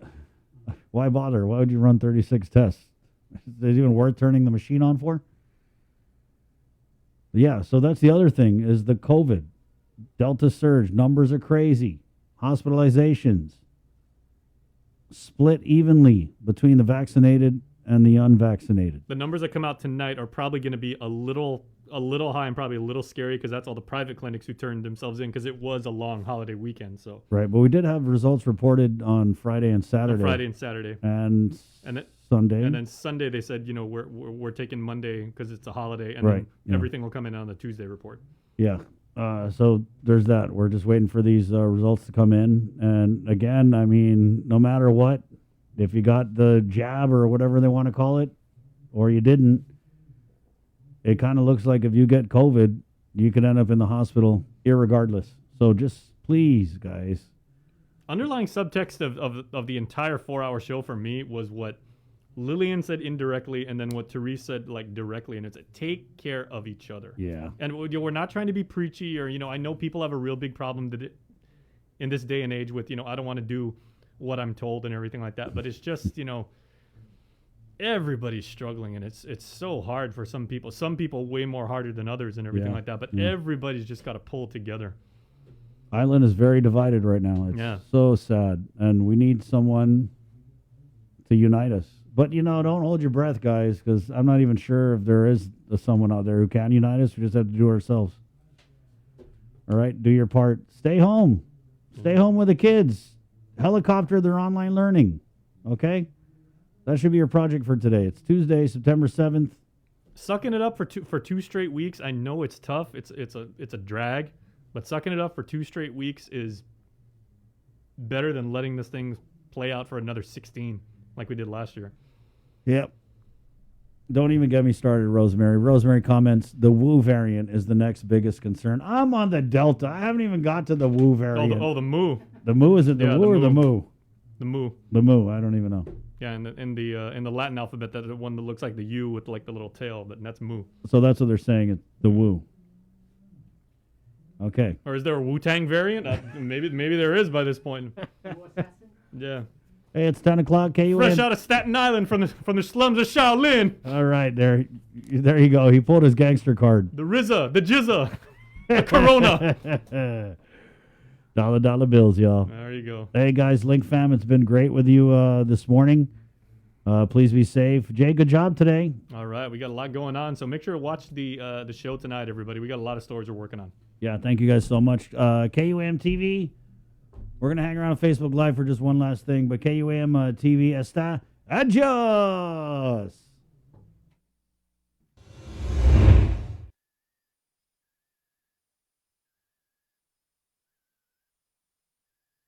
And we're back. Whopper Wednesday is back, too. That's tomorrow. Jay. Time to get ready. Sounds good. Time to prepare your vocal cords. Yep, get ready. You go up to Burger King, drive-through, indoor, whatever it is. You buy one Whopper, and you say... What? How, is it a specific number of times, or can you Go for freestyle? it. You know what Therese said about making people smile? Make them smile, Jay. Yes. They're busting their humps over Yeah, there. so how would you make them smile over there at Burger King? It's like, hi, I love the Whopper. You got to do that, you know. Get some you get some Miami freestyle. Right on. Hit the crossfader, you know.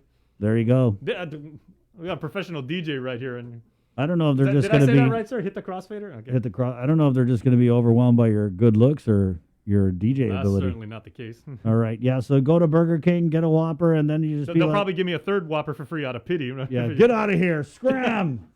Just say I love the Whopper, and you get another one absolutely free. It's Cover Me, also brought to you in part by Docomo Pacific. Esta Gupa, guys. Be safe. What's up, warm Humphrey?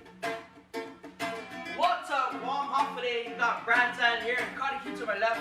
I'd like to shout out KUM, Jonathan Charford, and Brother Vic Victorious for having us here on the local live mashup. Woo! Here we go.